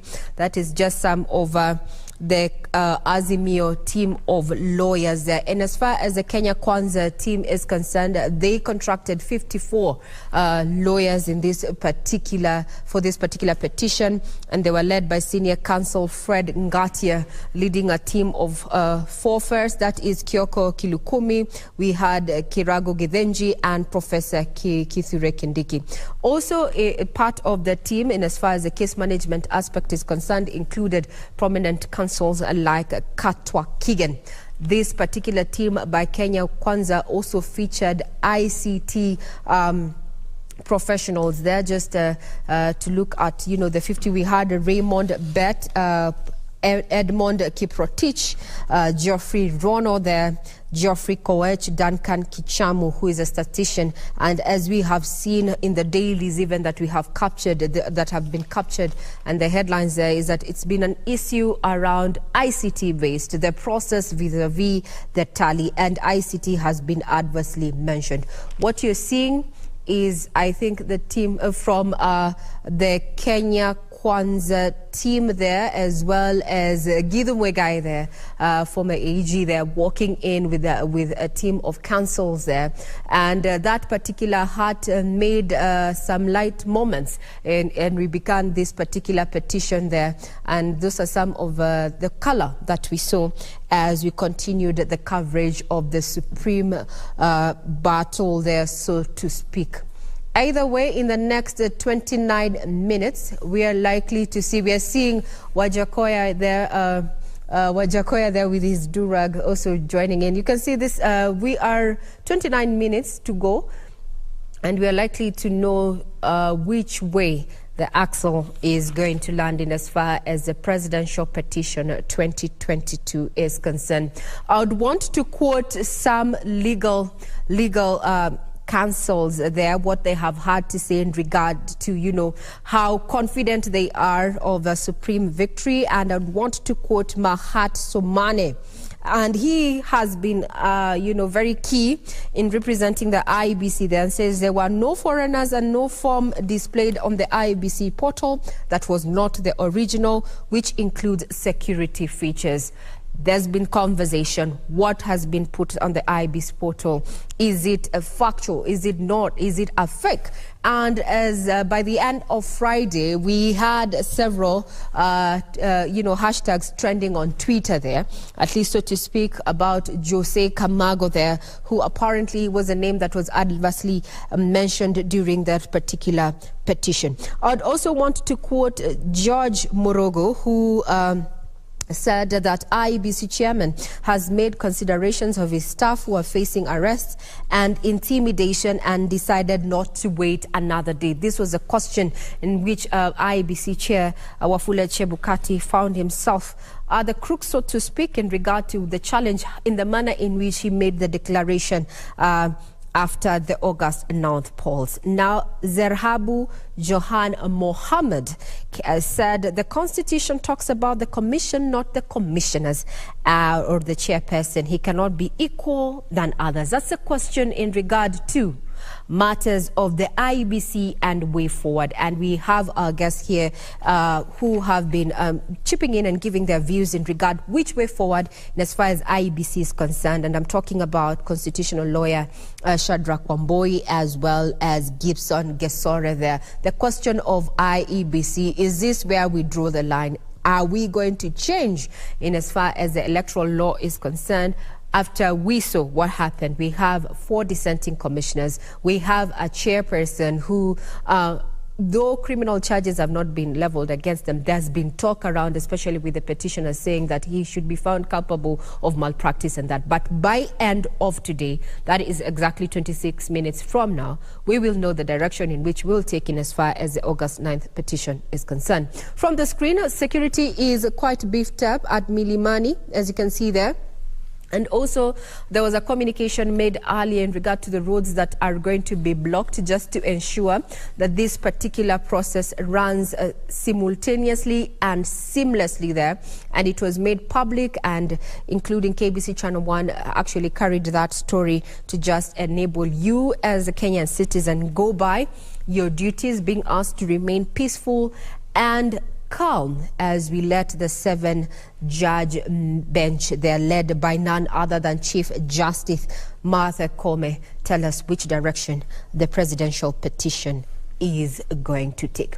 And just to bring back this conversation back to studio, and I'd want to engage our 2 guests here just as we wait to see if there's any activity that we are likely to see from the screens that you're seeing. First one, we showed you that this was a security, the Supreme Court where is going to be, has been sitting for the last 14 days or so. Pre-trial, deciding what key issues are going to be decided. They settled on the 8th, and now there are only 2 options. It's either a nullification or a validation, upholding the elections as well. And each have ramifications in as far as leadership and governance of this country is concerned. What you're seeing is that it's down to 24 minutes before we have the Supreme Court session on, where we're waiting to have that verdict given there. From the screens, you can see councils continue getting into the chambers there.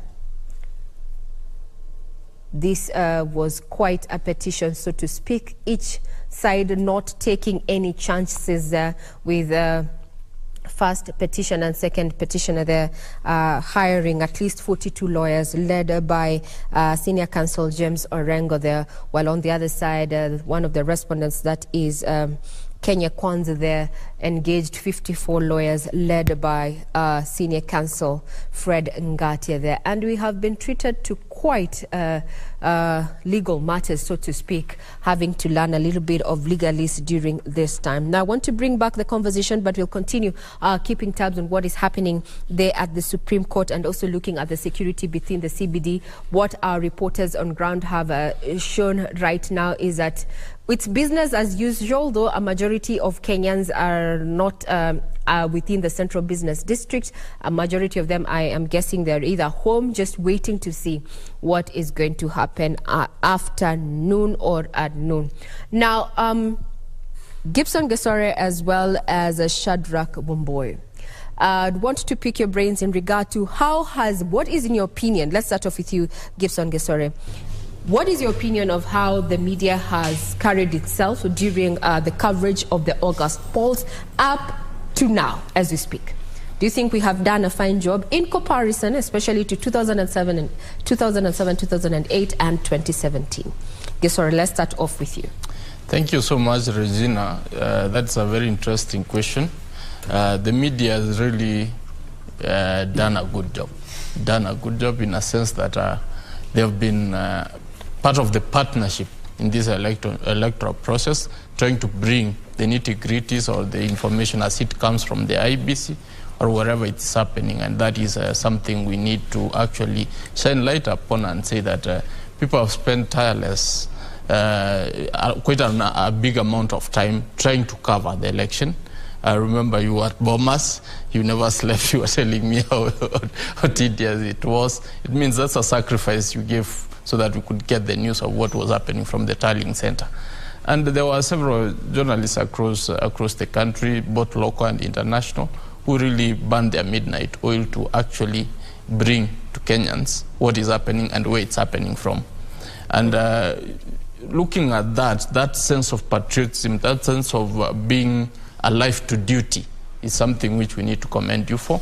And we ask that you don't look back on that, because we really count on you so that we can be able to know or hold the government accountable, IEBC accountable, and actually for news. Those are very important aspects, because once you have that, they say information is power, and you actually relay that in the best way possible. Thank you for that vote of confidence. Before I hand over to, Shadrach Wamboi to give us, his thoughts in regards to media coverage of the election to now. What you're seeing on screen is that this is the inside of the Supreme Court, the makeshift court area from Milimani, where we are expecting any minute from now. It is down to 21 minutes to noon there. We're expecting that the 7-judge bench led by Martha Koome there, the Chief Justice Martha Koome, is going to be sitting and will be delivering its verdict in regard to the August presidential petition there. What you're seeing on your screen, we're seeing some counsels there from the Kenya Kwanza team. We're seeing Professor Kithure Kindiki there, as well as IEBC lawyer Mahamat Somane there, who's been very vocal in defending the IEBC, saying that there were all the forms that were displayed by the IEBC portals were all original there. Also further on, I think I can see a lawyer there, Paul Mwangi, I'm not too sure, but we are going to be keeping tabs on that. And as you can see, we are seeing more councils just access the hall in which we are waiting to see, or rather where the verdict is going to be delivered from. Remember, this is the Supreme Court, the apex court of the land, and the decision that is going to be rendered in there is going to be final. And also some light moments there. You see Professor Wajakoya there. George Wajakoya is among counsels who are at the Supreme Court there, and he was among the candidates eyeing the top seat in this August polls there under the Roots Party. But with the numbers there, he failed to clinch that. But we will get to know if at all the Supreme Court decides that this, to uphold this election, would say that he failed to clinch the requisite votes that were required to declare him the president, so to speak. We are waiting to see, given the constitutional timelines, actually with the 7-judge bench sitting at noon to deliver that particular judgment. If you go back to the time, go back in time, as per the constitution, we are looking at around 7 days, so to speak, 14 days there. So they're exactly 2 hours before the 2 p.m. deadline. Now, Shadrach Wamboi, who is a constitutional lawyer, what is your take in regard to the coverage that the media has given the August polls, pre and up to date as we are? Well, to be fair to the media, I think on an average of 10, I will give the media 7, so that it also gives the media some room for improvement. but as far as timely reporting is concerned, I think the media has done a splendid job. It has done a splendid job as regards a balanced, reporting of issues when it comes to, matters as they are happening. But I think one thing that probably is something that we should look forward to, it's investigative journalism, so that there has been some concerns. There has been some issues about, we begin with the stalemate that we experienced between the commissioners. Perhaps we will have relied even more from the media to establish really what was the problem. Is what Chebukati has been saying really the truth, or is there something more than what is meeting the eye? So probably I think going over and above what has been quite apparent. I think the media has in the previous past told us or taught us so many things from the use of their cameras. But I think moving forward, there is always some room for improvement in everything that we do. Even with the splendid job that you people have done, the future is still ripe for exploiting other avenues or other opportunities. We need to establish. Lakini kupeperusha yale matokeo ni kielektroniki, yaingia kwenye server, ile portal ambayo watu wengi walikuwa naiona. Hivyo basi ni swala la utaratibu wa kupiga kura versus utaratibu wa kupeperusha matokeo. Na pia Gashuri, tulimuona wakili James Orengo akisema kwamba kesi hii ni sana inagusia nambari ama hesabu, na tukaona pale Omtata akigusia swala la ikiwa rais mteule William Ruto aliweza kupata zile kura ama asilimia kiwango cha ambacho kinahitajika kisheria, ile 50 plus 1 vote. Kwa hivyo pia ni swala la hesabu, na tuliona pia tume ya IEBC kupitia wakili wao ambaye tumeweza kumuona hapa Mahat akipeana hesabu ambazo kuna watu ambao walitatizika sana na hizo hesabu, lakini ni jambo ama swala ambalo majaji hawa wakiongozwa na Martha Koome bila shaka ni kitendawili ambacho lazima ukitegua. Je, vile mrengo wa Azimio wakiongozwa na wakili James Orengo anavyosema, hakuna yote aliyehitimu ama aliyefikisha asilimia ile 50. Wanasema kwamba ukiangalia zile hesabu wanasema total votes. Walileta swala lingine wakisema kuna zile rejected votes. Tunakumbuka kwamba mwaka 2017 ni swala ambalo mahakama ya juu iliweza kuamua kuhusiana na zile kura ambazo zimeharibika. Kwa hivyo ni jambo ambalo hesabu ambazo bila shaka majaji wao 7 pengine wakiwa pale faragani walipiga, na tunafaa kuangalia, je, watasema vipi? Kuna yupi, ni yeyote yule ni nani aliyefikisha kura hizi 50 ama ni nani ama wote hawakufikisha? Kwa hivyo ni swala ambalo bila shaka majaji hao wote wataweza kutegua kitendawili kile. Na tukisalia katika swala la nambari, tunajua kuwa walalamishi pia walikuwa wamesema kuwa kuahirishwa kwa uchaguzi wa ugavana Mombasa na Kakamega na zile eneo bunge 4 pamoja na wodi kuwa ilichangia kwao kukosa zile idadi, na kuwa wanasema ikiwa watajumuisha kura kutoka maeneo yote ambayo yalihairishwa, basi labda idadi ya wale ambao waligombea hakuna ambaye atapata hiyo idadi inayohitajika kisheria kutangazwa kama mshindi katika raundi ya kwanza. Na labda kuna swala ambalo wengi sasa wanasubiri kujua. Kumekuwa na tetesi kuwa je, Chebukati alikiuka sheria kwa kumtangaza William Ruto kama rais mteule na bila kujumuisha makamishna wenza, kuna wale makamishna 4 ambao wamejitenga na uamuzi wa Wafula Chebukati, na wakasema kuwa amekuwa akifanya kazi ile wanasema ni one man show, na kuwa anahusiana na wale makamishna ambao walikuwa katika tume hiyo hapo awali, Boya Molu na Profesa Abdi Yakub Gulie. Tunatarajia kuwa mahakama hii majaji hao 7 watatoa mwelekeo ambao utatumika kisheria katika hata uchaguzi za hapo za hapo baadaye, labda 2027 na zile za hapo mbele, kuwa je, commission yani ile IEBC tume nzima ni tume makamishna wote. Je, mwenyekiti anaweza fanya uamuzi ambao utakuwa wa tume hiyo ama lazima ashirikiane na wale wengine? Na je, swala hasa la uchaguzi wa urais, kuhesabu kura na kutangaza kura hiyo, je, ni nani ana nguvu kisheria kutangaza?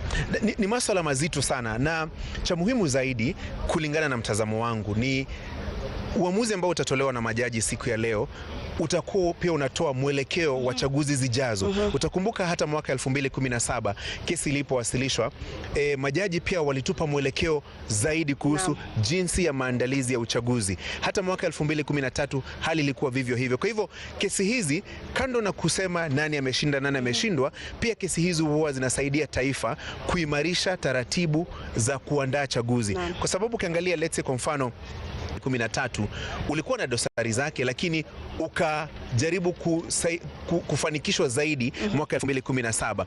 Uchaguzi wa mwaka 2017, baada ya zile tetesi ambazo ziliibuka, kuna mambo ambayo yalifanyika, kuna sheria zilibadilishwa, kuna taratibu za uchaguzi ambazo zilibadilishwa, na ni kutokana na maamuzi ya mwaka 2017. Kwa hivyo unaweza kusema uchaguzi wa mwaka 2022 ulifaidi kutokana na baadhi ya maamuzi ambayo yalifanyika mwaka 2017, na hivyo basi hata uchaguzi wa mwaka 2027 na chaguzi zijazo zitakuwa pia zinafaidi kutokana na maamuzi ambayo yatafanywa leo. Vile vile pia kuna vitendawili kadhaa ambavyo lazima vitateguliwa na majaji, naamini wameshavitegua, hata kama watatupa kwa muktasari, lakini baadaye watupe uamuzi kwa kirefu. Swala nzima la tume ni nini? Tume ni makamishna, tume ni secretariat. Na je, nguvu za mwenyekiti wa tume katika utekelezaji wa majukumu ya tume ni zipi? Nguvu za makamishna wa tume katika utekelezaji wa majukumu yake ni zipi? Na taratibu za kuhakiki matokeo, ile wanasema verification. If he was somebody bad, he could not have reneged on that. He actually stands out as a statesman and says, Kenya first. I choose Kenya. I fought for this because I love Kenya, because I want to see a better Kenya. So if sharing the government with Moi Kibaki is something which is going to give us prosperity, is what I will do. And that happened. We ended up having the 2010 constitution, which is very robust, which we are enjoying. He has actually even gone in to bolster that particular constitution by going to court severally to test the limits, to actually be able to portray that this constitution has got to be tested to every end so that we can be able to have a better country. In 2013, he was in court. He lost, and I said, okay, we will obey. We will obey. Come 2017, he actually succeeded. He succeeded in the petition, and he ended up joining government, or having a handshake for purposes of Kenya. For purposes of Kenya, he did an handshake for continuity, because the economy has not been doing well for the longest time. So for purposes of Kenya, he actually was able to do an handshake. And then he's again in 2022 in court. If we can quote him today, he said, it's not about me. It's about fostering democracy, which is if there is anything we can credit the man, is that he's a democratic Kenyan, and he's actually a person who is out for the good of Kenya. And that in itself embodies a man who has done much more than any other president, because nobody has been able, amongst the presidents who have led Kenya, you've not seen anybody stand strongly for Kenya. Some of them have been elected, but I'm sorry to say, nobody has been able to be for Kenyans. Raila represents the common man and the interests of the people. They have done their bit in terms of developing the economy or trying to do their single political issues around leadership, but in a uniform scale, I think if you get to put them on a weighing scale, I think he really weighs way much more than any other president in terms of fostering democracy. Now, Gisore, thank you for that in regard to, how we have covered. And we have seen quite sensational headlines, as you've said there, but we need to remain factual. As your colleague there has given us a 7 out of 10, giving us room for improvement. Indeed, we will work on that. But now let's find out what is happening within the central business districts. Statistics indicate that 85% of workstations are domiciled within the CBD. Now, being September the 5th, we are joined by Hibak Sayed from CBD to just bring us up to speed with what is happening as Kenyans await that particular ruling. Hibak, hi. How are things from Kencom? Thank you, Regina Manyara. We are at the Central Business District and we're just trying to gauge what exactly is happening, especially here at the capital of Kenya, Nairobi City. We have a few people, a few businessmen, boda riders, who are just trying to get their daily means as we wait for the Supreme Court ruling. A few minutes to 12. If we could just have your opinion, sir, on what exactly you've seen. The Supreme Court is about to give a very important judgment today. Unaona vipi biashara yako imekuwa vipi na umeonaje town iko leo? Let me start by saying that my name is Dudhiman. I'm the CEO of Dudhiman Show, and I'm so much glad and happy to have this opportunity with you guys. God bless you so much for doing an amazing job. Now, let me start by saying that we are okay in town, we are operating, we are doing something so amazing. And to make the matters worse, our border riders here in CBD are doing quite excellent job. I have a good friend of mine who is the national coordinator for border riders here in Nairobi, and we are happy for it. We are happy. So we are waiting to see. We doesn't know what is going to happen. We doesn't know what Kome is going to say, but we are happy because my brother is your brother. Your sister is my brother. We doesn't want to know the ethnicity. We doesn't want to know where you come from, your sister, your brother. But we live like brothers and sisters. Despite having anything or doesn't have anything, we share the little that we have. So as a border rider who is a journalist by profession, because I've worked with your media or whatever, I'm happy, we are happy. So let me just give a take to my brother and say something. Just to cut you off, Regina, we've been checking around and we've seen that the shops are mostly open, the businesses are functioning quite well, people are conducting their business as they always have. As you can see, we're at Kencom, and most of the matatus are carrying people just as they always do. People are waiting, yes, for the ruling by the Supreme Court, but people are going about their business here in Nairobi City. If maybe we could have the opinion of a Kenyan, unaonaje kuhusu hii Supreme Court ruling? Unaonaje, nini unatarajia? Okay, kwa majina ni Victor Chiteri from Kibra. Yenye ningependa tu kusema ni those results of the CJ has announced the results. Let us take as normal so that we can continue with our normal work, so that people can continue with their normal business. Thank you.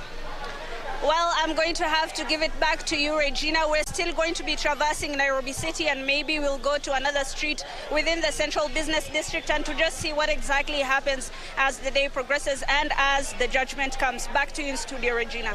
Thank you, Hibak, for that quick update. I can see, yes, Kenyans quite still being Kenyans, trying to make light of the situation, even as it remains, on tenterhooks. We remain on tenterhooks in regard to what we should expect come the next 6 minutes there. And we are live. We have our reporters there on ground, including Serafina Robi, who is going to be bringing us up to speed with what is happening. Kenyans asked to remain peaceful as we wait the 7-judge bench there to make a ruling in regard to the August presidential petition. What you're seeing on your screen, those are live pictures from Milimani there. We have seen various councils have arrived. We have Kithure Kindiki there, who is part of the Kenya Kwanza legal team. There is Katwa Kigen just crossing your screen there. Further ahead there, we are also having other councils who are either have been representing the respondents or the petitioners there. All looking calm. At the end of the day, we have there has to be peace and justice going forward. We are all brothers and sisters there. Now, I'd want to hand it over, rather take it to back to you, Troy, there. We were talking about the performance and the conduct of the media during the election and even at at the point where we are right now, focusing on the presidential petition. And from Hibak Said's link there, you can see there's a Kenyan there who has introduced himself as Nduthi Man. And what I am actually proud of is that during this particular election, we did not have an issue of, sensation, so to speak, with the Githeri man aspect and such. We did not see this. We kept it to matters of fact. And I would want to say, let's toot our own horn as a media fraternity there. But it was a light moment to try and see that there was a gentleman behind Said Hibak there, calling guys to tell them, hey, you need to watch us. You need to watch us from KBC Channel 1. I'm live. Well, we also want to welcome your feedback. You can get us on Twitter on KBC Channel 1. But before we get to read what you have to say on Twitter and the expectations, we want to take you down to Kibra, where we're joined by my colleague Irene Mchuma Odim to bring us up to speed with how things are looking like in Kibera. Good afternoon.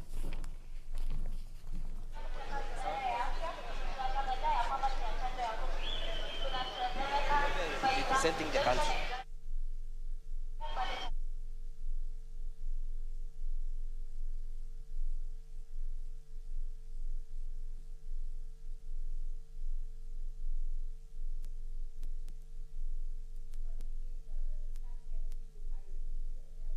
Get the sound corrected. We'll be getting back to you. We are domiciled in various parts of the country just to keep tabs on what is happening as we await the much anticipated verdict on the presidential petition of August 2022 there. Security has been beefed up. A communication was made to Kenyans, especially who are operating within the central business district. Various roads were closed, including Gong Road there at the junction of NHIF there, as well as, some motorists redirected not to use the Haile Selassie Avenue there to just try and keep crowds out of Milimani there, where the 7-judge bench is going to be giving its ruling. Led by Chief Justice Martha Koome. What you're seeing is security outside Milimani Law Courts there. That is a contingent of National Police as well as a General Service Unit. And inside there, we're seeing a council made up of, various, there you go, we have Soweto there. Council Soweto there. You can see how she's already there. I would want to know what's going on through the minds of the lawyers there, both for the petitioner and the various respondents there, who over the last 2 days have exuded confidence that they're going to be carrying their day, or rather their prayers are going to be carrying the day. In the next 1 minute, we are expecting the 7-judge bench there. We are seeing Feroz there, Luigi, as engaging Professor Githu Muigai and the legal counsel there, Governor-elect, that is James Orengo. Quite camaraderie there, transpiring between the senior counsels there. So, as we say, it's all in a day. It's all in a day when it comes to matters of litigation, and that there are no permanent enemies. But we asked that Kenyans remain peaceful, and justice, we hope, is going to be served in this particular matter. Yes, that.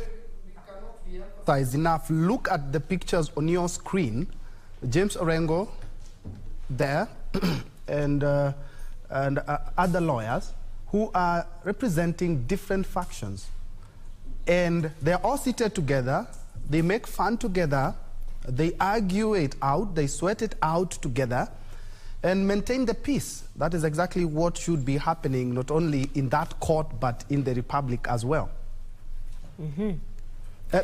Before we crossed over to Irene, we were talking about how despite the fact that he has had some hits and misses in presidential petition, is that he has been able to bolster our democracy in regards to electoral matters. And I would like to pick Shadrach's mind on the same, is despite that Raila has won and lost some of the petitions, he has actually helped the electoral system in the country. That was an interesting read. I was reading from a journalist as well. And on the 7 out of 10, yes, I do agree, because there are some journalists still talking about a ruling. We don't expect a ruling. We expect a judgment today because it's the final product of what they have been hearing for the last couple of days. Wamboy, I would like to pick your mind on the same. Well, there is a lot to admire from the two gentlemen who have been, entertaining us with this presidential dispute. And one thing you will give to Dr. William Samoei Ruto first is his spirit of resilience. That spirit of, when he wants it, he goes for it. I mean, that is something admirable from his humble background. That is something that you will have to admire and acknowledge. On the other hand, you must acknowledge the kind of contribution that the Right Honorable Raila Amolo Odinga has given us as a country. So many things. I mean, the laws that we currently enjoy have we actually enjoy them largely because of the contribution he has made, the kinds of pain he has had to go through. You speak of the multi-party, us becoming a multi-party democracy in the year 1990s. I mean, that is his contribution. His fight against the Moi utilitarianism, I mean, that is his contribution. Most of us have studied to an extent, and we appreciate the jurisprudence that has been created by Right Honorable Raila Amolo Odinga. When you go to school, some of the things that lecturers teach is the jurisprudence that has emanated from the 2013 jurisprudence, which if Raila Amolo Odinga had not desired to go through that route, if he had not paid the security of cost of 1 million and paid the filing fees of 500,000 shillings, probably we will not have learned or gotten an opportunity to understand the law deeply the way we have understood it. Then, champions are actually made from people who try. Sometimes they fail because if you do not try, there is no likelihood that you will ever succeed, you will fail.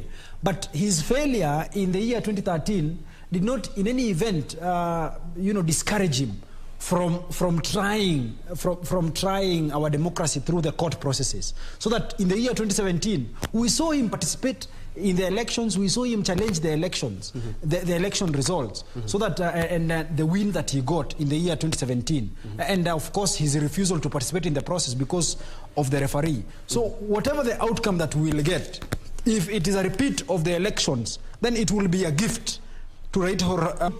We do not expect that he will be running in the year 2027. I mean, if age is anything to go by. In any event, even with probably a repeat of the process, it does not necessarily mean that it is a loss to Dr. William Samoei Ruto. No, it does not mean it. It only means that probably this is just but his dream that has been deferred, so that he will have another opportunity, probably in the next or within the 60 days that are set in law, and even probably even in the future.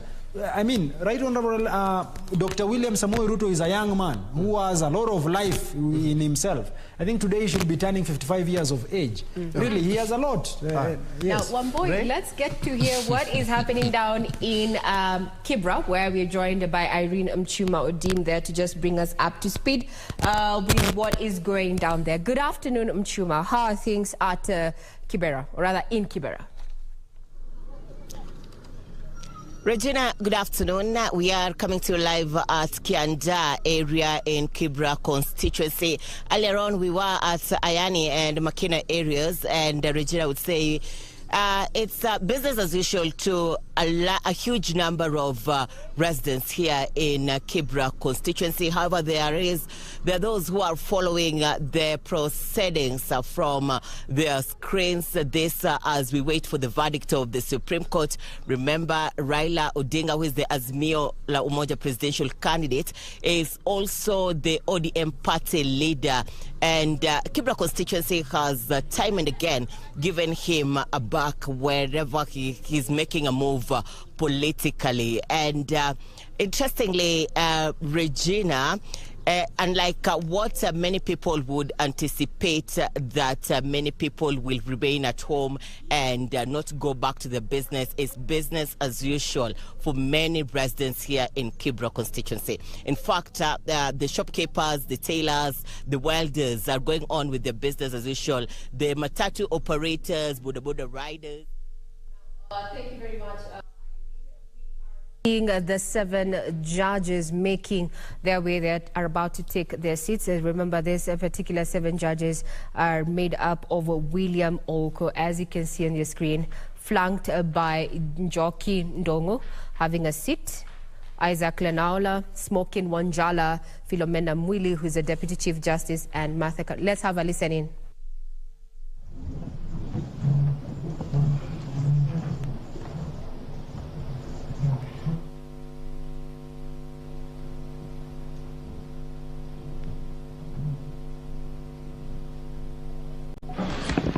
Good afternoon and welcome to the Supreme Court of Kenya for the delivery of judgment in presidential election petition number E005 of 2022 as consolidated with E001, E002, E003, E004, E007 and E008 of 2022, Raila Amolo Odinga and 6 others versus William Ruto and 13 others. The Honorable Chief Justice and the President of the Supreme Court is presiding. Thank you. Very good afternoon, ladies and gentlemen. Yes, this is the judgment of the court, which is delivered pursuant through Rule 23(1) of the Supreme Court Presidential Election Petition. Rule 23(1) of the Supreme Court Presidential Election Petition Rules 2017 in the presidential election held on the 9th August 2022. This is an abridged version of the judgment. The full judgment will be delivered after 21 days. Kenya is a sovereign multi-party democratic state whose foundations are firmly spelled in the Constitution. The Kenyan people's quest for electoral reforms since independence is well documented. That notwithstanding, and even without going back to the pre-1992 era, every cycle of elections has been highly contested, with the exception of 2002. This speaks to a background of distrust of the administration of our electoral process. Informed by this setting, Kenyans made a decision to vest the Supreme Court with the jurisdiction to determine questions regarding the validity of a presidential election under Article 140 of the Constitution. The reactions following the declaration of results of the presidential election of 9th August 2022 shows that the Independent Electoral and Boundaries Commission, IEBC, has not yet garnered universal public confidence and trust in the internal management of the Commission and elections. On the 15th August 2022, 6 days after the general elections were held, Mr. Wafula Chapkati, the chairperson of IEBC, announced the following results. Raila Odinga, 6.942, 930 votes, representing 48.85%. William Ruto, 7.176, 141 votes, representing 50.49%. David Wahiga, 31,987, representing 0.23%. George Wajakoya, 61,969, representing 0.44%. Based on the aforesaid results, the chairperson of IEBC declared William Samoei Ruto the first respondent, the presidential candidate for the United Democratic Alliance Party, as the president-elect. This declaration has precipitated a total of 9 presidential petitions that are filed before us, to wit, number 1, presidential election number 001 of 2022, John Njoroge Kamau versus Wafula Chebukati and 3 others, and Raila Amolo Odinga and 7 others named as interested parties. The second petition is presidential election number 002 of 2022, Youth Advocacy Africa and another versus IEBC and 12 others. Third petition, presidential election petition number 003 of 2022, Kerif Khalifa and 3 others versus IEBC and 3 others. Fourth petition, presidential election petition number 4 of 2022, David Kariuki Ngari versus IEBC and 9 others.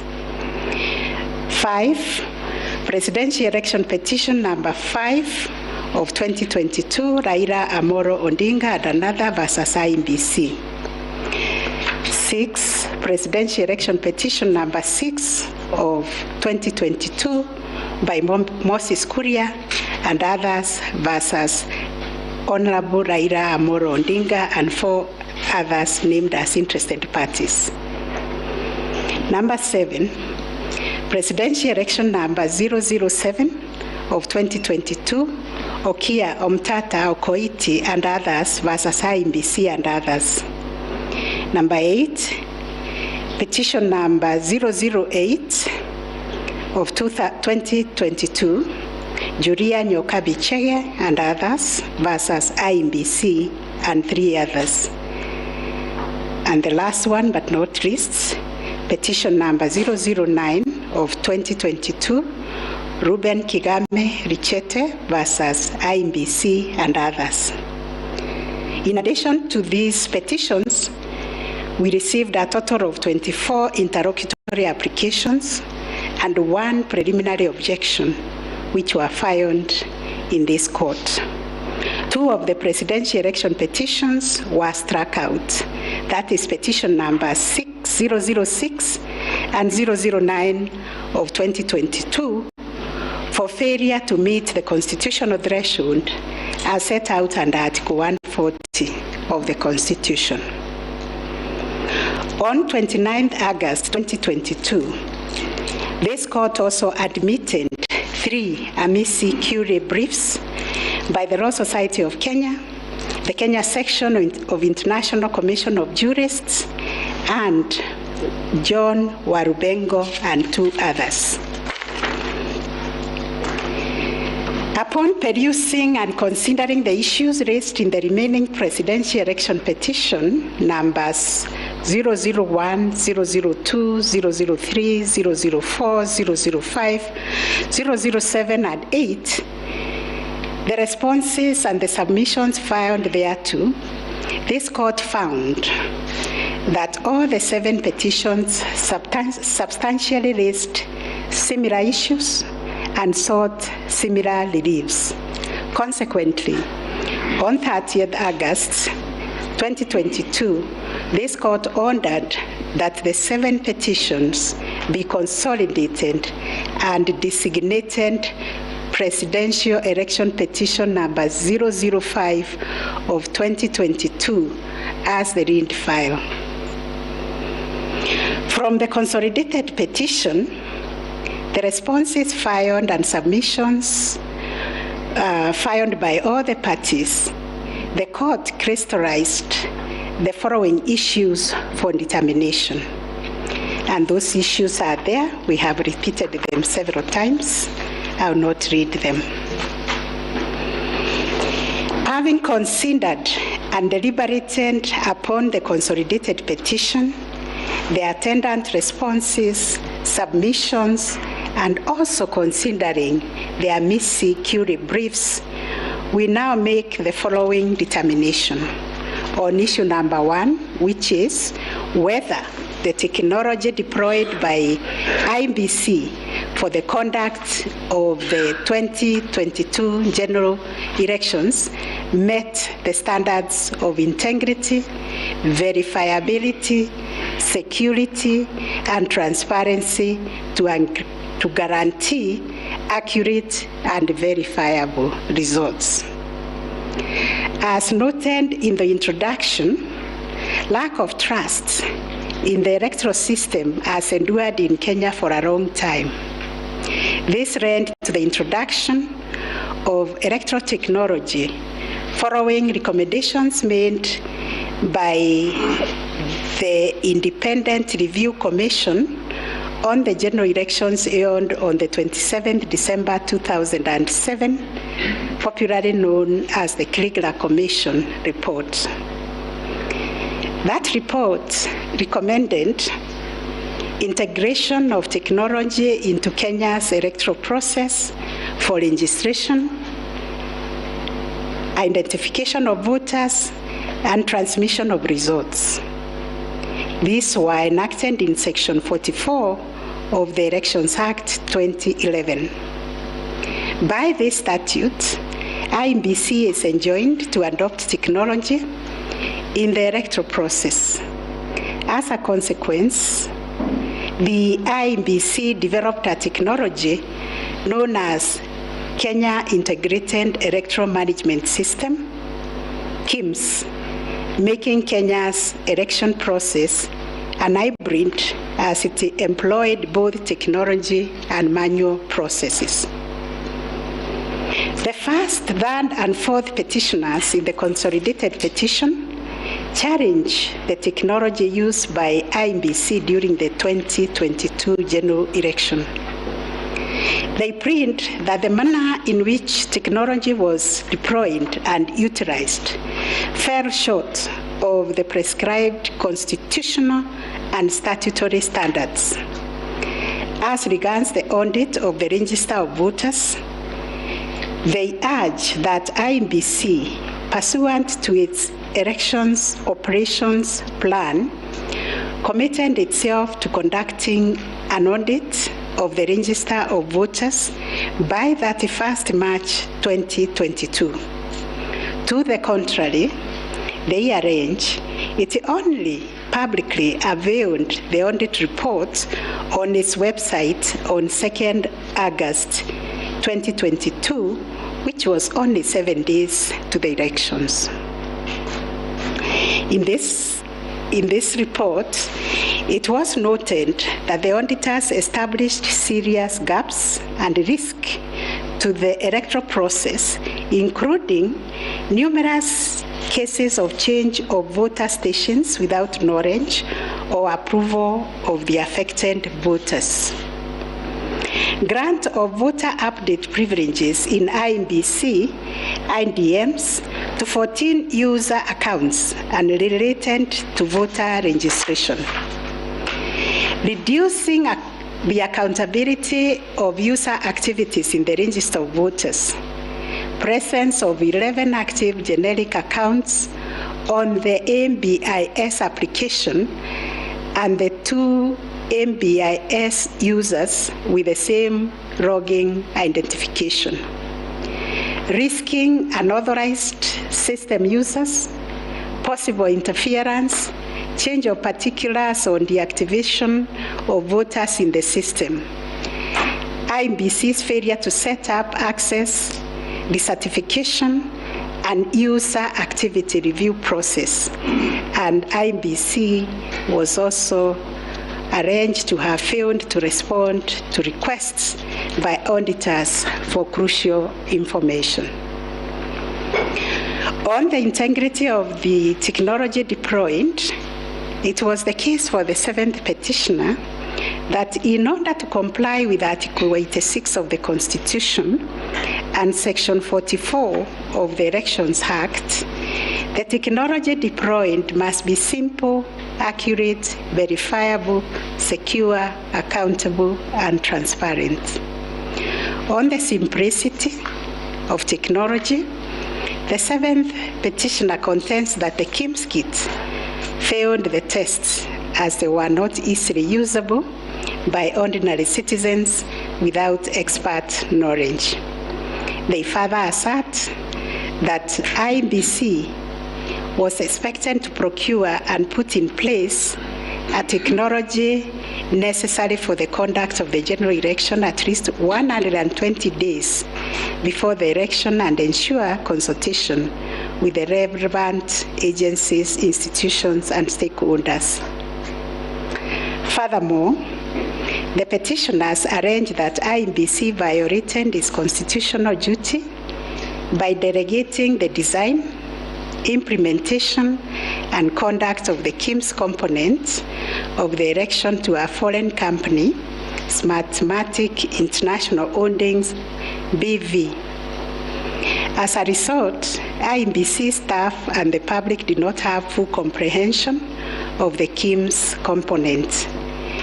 They conclude, therefore, that IEBC abdicated and surrendered its role to conduct elections to Smartmatic, and that IEBC vigorously fought any attempt to subject Smartmatic's activities to accountability and transparency, including the safeguards required by Regulations 61, 69, and 75 of the Elections General Regulations 2012. In response, IEBC has submitted that the electoral system met the constitutional threshold, that all the necessary information was accessed only by the authorized persons. The information was accurate, complete, and protected from malicious modification, either by authorized or unauthorized persons. IEBC maintained an audit trail on activities related to information, and that the information was available and could be authenticated through the use of various security features. In further response, IEBC contended that they engaged KPMG on 7th April 2022 to conduct an audit of the register of voters, which was submitted on 18th June 2022.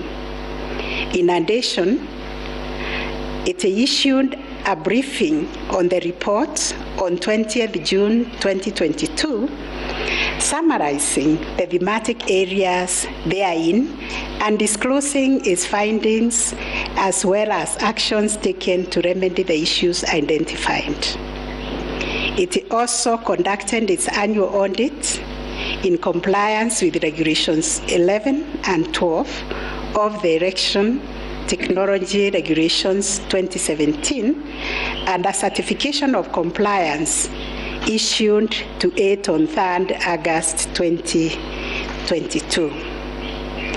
IEBC relied on sworn affidavits by Michael Uma, Moses Sunkuri, and Majan Hussein Majan on 26th August 2022, which were to the effect that it published the interim report by KPMG on 8th June 2022 and embarked on remedial measures aimed at effecting the recommendations ahead of publication of the final report.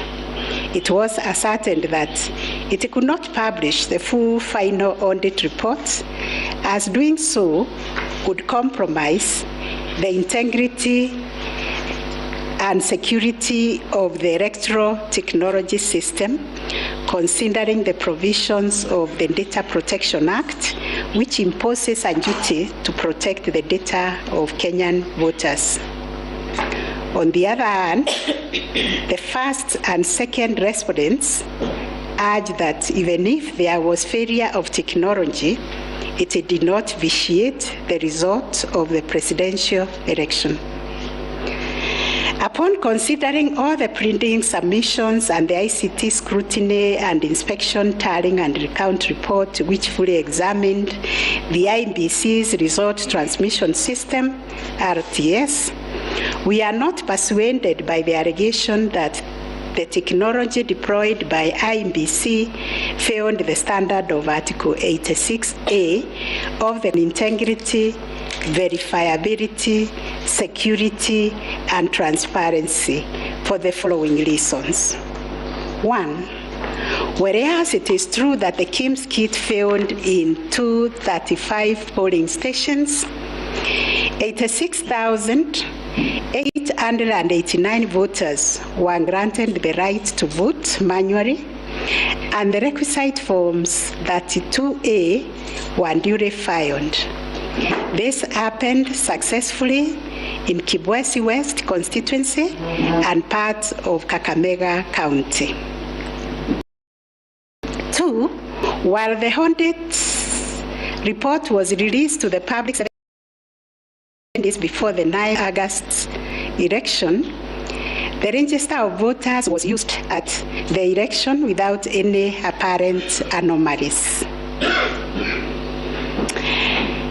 3. Smartmatic was procured to provide the necessary technological infrastructure, as IEBC did not have the capacity to do so. No credible evidence meeting the requisite standard of proof of access to the system by an authorized